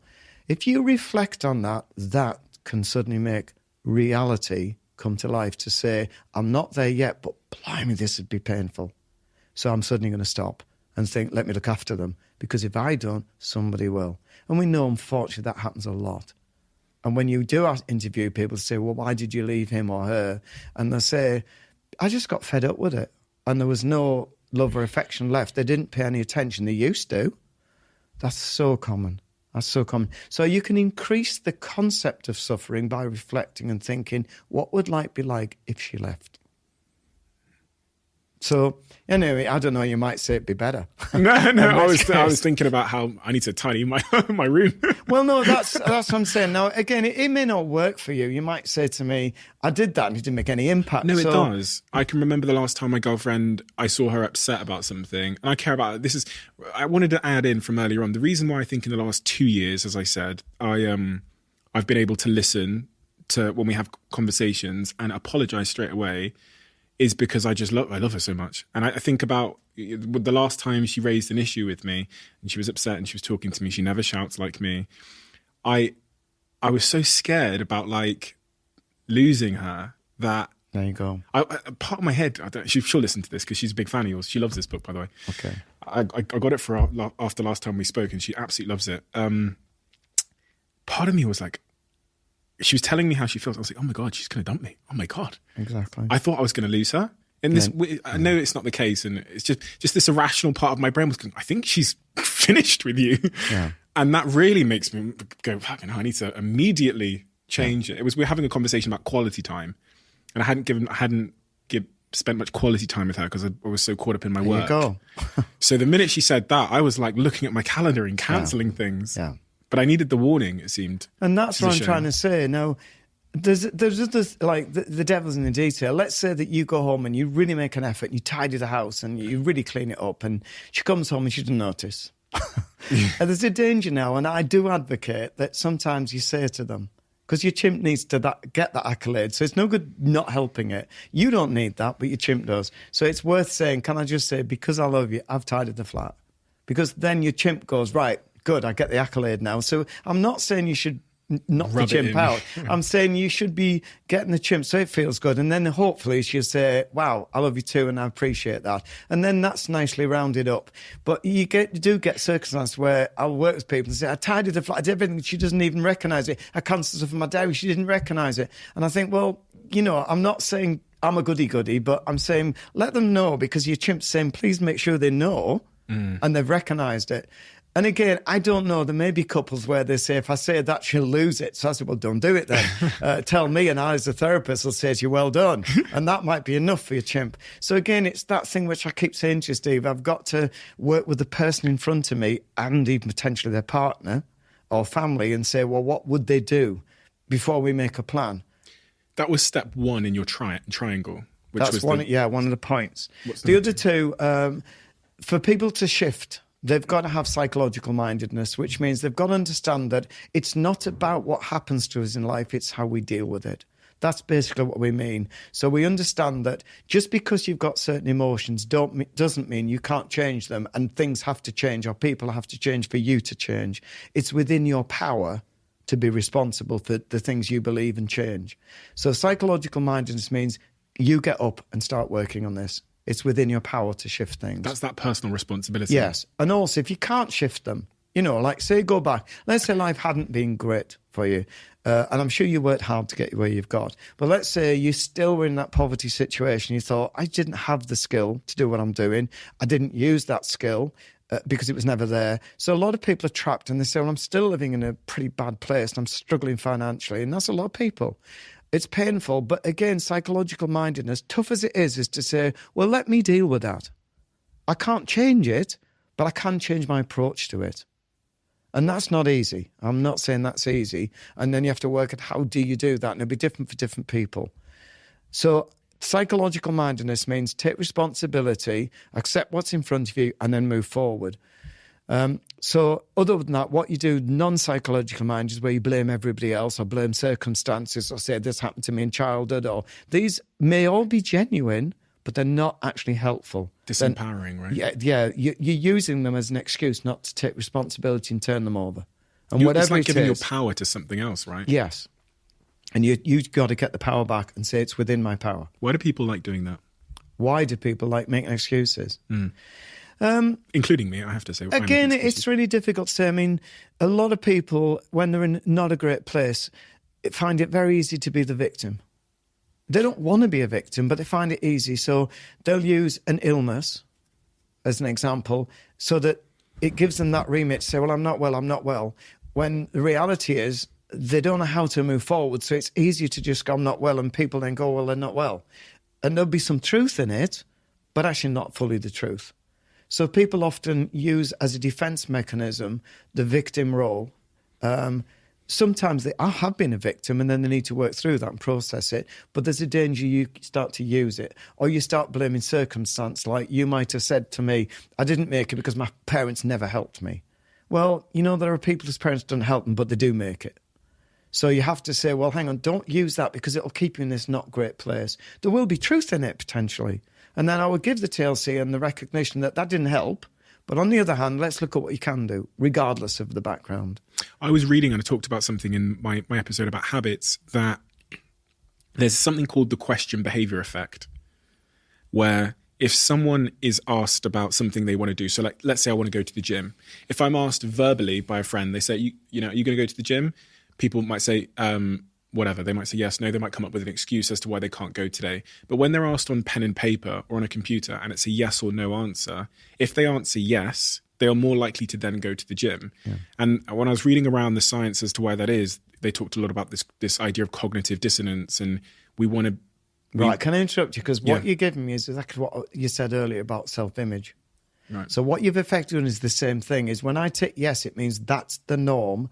I go to the gym. So the cognitive dissonance, if I don't go to the gym, that's not normal. Yeah. That's exactly the same as saying, when I'm a tidy person, I come home, I don't expect a mess. Okay. I tidy up immediately.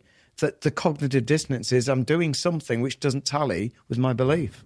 For people that don't understand the term cognitive dissonance, it's doing me. something against your belief system. So if I say I'm a vegetarian and then I eat meat, I'm now in turmoil. It's like a mental friction because you're not aligned. Your behavior doesn't align to who you think and want to be. The dissonance is doing one thing which is opposed to what you're saying or believing. Okay. So I might say, I'm not someone who lies, and then you come to see me and I tell you a lie. I go home, I'll have cognitive dissonance. So it's very likely, if I have a conscience, which most of us have, that will prey on me. And I think, I don't like myself for doing this. This is wrong. And then I'll hopefully ring and say, can I just clear it? So I'm not living out my values. So this is cognitive dissonance. So I can get why if you said, are you going to go to the gym? And you tick yes, it's the same principle. I need to go because if I don't, I'm going to be in trouble. I've ticked yes. Interestingly, when it's not on pen and paper and when it's not a binary choice of yes or no, people are then less likely to go to the gym because there's room for excuse. Exactly. So I can go, I'm going to go on Monday. Yeah. And then there's no cognitive dissonance because I feel like I've satisfied myself with an excuse. Yeah. And I'm nice and aligned. But yeah, I found that really interesting. And I was talking to in the episode about how when you do want to set an intention, a great way of doing it is by asking yourself a yes or no question and doing it in some kind of binary way. Well, again, it's why, and again, I recommend this, not everyone, but most people, if you put something on a piece of paper and measure things, our chimp gets behind us now. So it drives us to do things. So if we can see something being measured and it's getting worse, we tend to do something about it. And that's because the chimp doesn't like to fail, because its ego's at risk. And as I said earlier, way back in our conversation, the chimp it's about achievement, it's about self-esteem, so it doesn't want to fail. So the chimp joins forces with us. So one way is to help yourself is get it on board. And instead of seeing it negative, it's the best friend you'll have. It's my best friend. My chimp is my best friend. He just needs a bit of help at times. And he does things different to me. And I usually say he's inept. But that doesn't mean I don't love him. So I don't dislike my chimp. I just need to learn to understand him and get him to help me. And that's use his energy. Goals and, I guess, health trackers and those kind of things really help to keep us. Because the chimp will join forces with you. And then that last point in the triangle, right? The habit triangle, commitment. Yeah, what I'm saying with this is, again, teasing out the neuroscience. If we go on motivation, and again, if people use it, great, all right? But the evidence is that it doesn't really help. It doesn't really work. It's very hard to maintain. Whereas if that's the chimp system, so it can work if your chimp is motivated because the reward is so big, their motivation will follow that and be high. But we all know that I get a lot of talks, can you help motivate? And I say, no, not at all. I don't want to do that because you're constantly propping it up. My approach, which is not, as I said, not everyone will agree, is if you look at the neuroscience, if you use commitment, that means I remove my emotion and I plan on what I have to do and I get on with it. So commitment, there's a lot of evidence that makes us succeed. So, for example, if I've got to go and weed the garden, it's not my favourite pastime, But I think, right, the neighbours might complain. I don't have any neighbours, but they might. So, and my chimp's going, oh, leave it. Who cares? There's only weeds and it's going to kill your back. But I would then say, which I will, right, you stay in here. I'm going out. And if you want to join me, great. But I'm doing the garden. I remove emotion and I say what has to be done is getting done and is getting done now. We're not discussing it. And I will start. Motivation will follow commitment. And that means the chimp brain will then get behind me because by the time we've done half the garden, it'll say, I can't believe we've left it this long. That's a typical approach by the chimp. And then it tries to make me finish. Now I might have to stop and say, let's respect my back now. We'll stop now. So I manage my emotions by using commitment. And if they don't marry, I move them to one side. So I don't really work with emotion to drive me to do something. I think if people can use that and they use motivation, that's great. My experience has been it doesn't actually hold. The last point I want to talk to you about is relationships. Yeah. We've talked a little bit about it there in the context of my own relationship, but one of the sentences in A Path Through the Jungle is that, I'm paraphrasing a little bit here, is that you need to have a good relationship with yourself before you try and have a relationship with someone else. Now, a lot of people that I know, and we talked a little bit about abusive relationships, will see another party's being able to fix them in some way. Again, this is shades of grey, so I'm not saying definitively, but as a golden rule, it's self-evident again. If you're in a great place, then you become attractive to most people because you're exuding this positivity and energy. And so if you can get yourself where you respect and love yourself, then you've got a much better chance that people are attracted to you and think, that's great. However, I'm going to give you a bizarre example. Many years ago, I'll simplify this. I worked with a lady who had an overpowering desire to help others. And I tried to say to her, let's stop and just get yourself... And she couldn't do this, couldn't get in a good place. I have to help others. And it damaged all relationships she had because he was overpowering. And eventually, I thought this was a great success. This many years ago. And I went really out the box, which is not recommended, all right? But I just got to the point, I thought, I can't see a way forward. And I said, you know what? Why don't I help you to pick the right person, all right? Because I thought, this is more practical psychiatry. And she laughed and said, okay, let's try that. Because she said, why do I do it? And she went off to one of these, this is a long time ago where you wrote in, it's not before the internet. And she got a group of guys wrote to her and we picked one out. I said, try him. And she was in a great place to work with me and said, I must stop doing this overpowering and learn to manage myself. And then she picked this guy and absolutely worked fantastic. And I brought her in and I said, I'd love to meet him before I discharged from the clinic because her esteem was good then. It was more tragic than that. She wasn't in a great place at all because of this. So I met this guy and I said, what's the best thing about her? And he said, because she mothers me. And again, it taught me something to say, sometimes there's a positive dysfunctional relationship. And they were very happy that he wanted this mothering figure. She was that, and both fulfilled what they wanted to do. So I felt at the time it was an amazing failure. But looking back, I think, yeah, they were happy. So it's not for me to say what kind of relationships people want. I've given that as a bizarre example. The golden rule is I like people to get in a good place within themselves because otherwise what you do is you start trying to use your partner to help you to compensate for your deficiencies, or you start getting very dependent on them, or you start getting controlling of them because you're not actually in a good place yourself. So that's the danger with that kind of situation. So I'm not recommending what I thought was an amusing, though it taught me something, story. I'm saying ideally in relationships, get to respect and love yourself first. And then when you've got to that position, then go out and find someone because then they don't affect you as much. You can enjoy the relationship rather than looking for something out of them. So interesting. So interesting. Steve, thank you. Thank you so much. I said this to you last time we spoke, but you've helped several people that are the closest people in my life. Of the 7 closest people in my life, you've profoundly helped 2 of them with your work. One of them, who we talked about last time, was my business partner, who's very open about his relationship with, he went through some difficulties and ended up being, in his words, a functional alcoholic. And reading your book, in his own words, was the turning point for him. Helped him to finally understand his behavior pattern. Yeah. And in fact, he is the one, my friend Dom, he's the one who put me onto your work because that book was so profound in his life. And then also I've got another friend who who's the one that I gave your book to recently, who reported to, quote, that book really, really, really helped me. And I highlighted one of the sentences, but she managed to get through the whole book. So thank you for that, because your work helps so many people.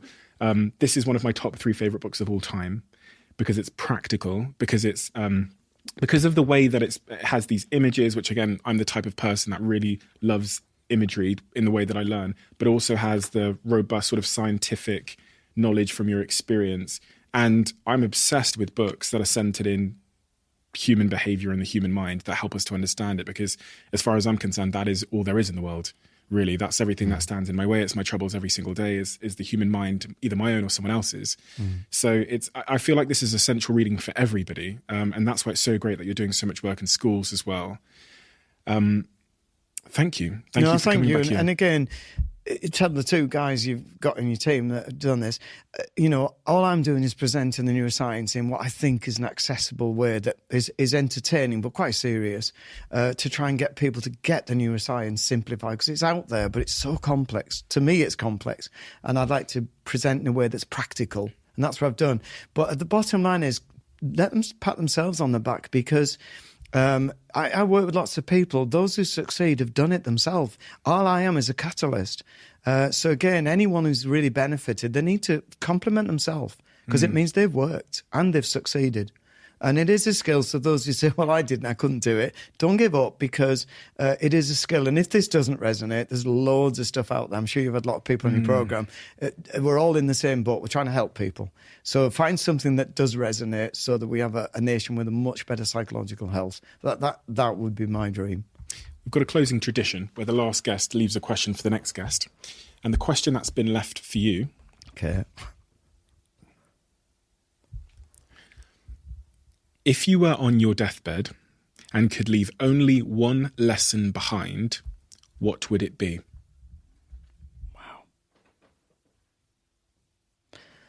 I would, in the context of my scientific background, never forget who you are. Because that means you've removed the chimp and the computer and you've found yourself. So never forget who you are. Remember the blank piece of paper. Because that's going to give you the self-esteem you deserve. Steve, thank you.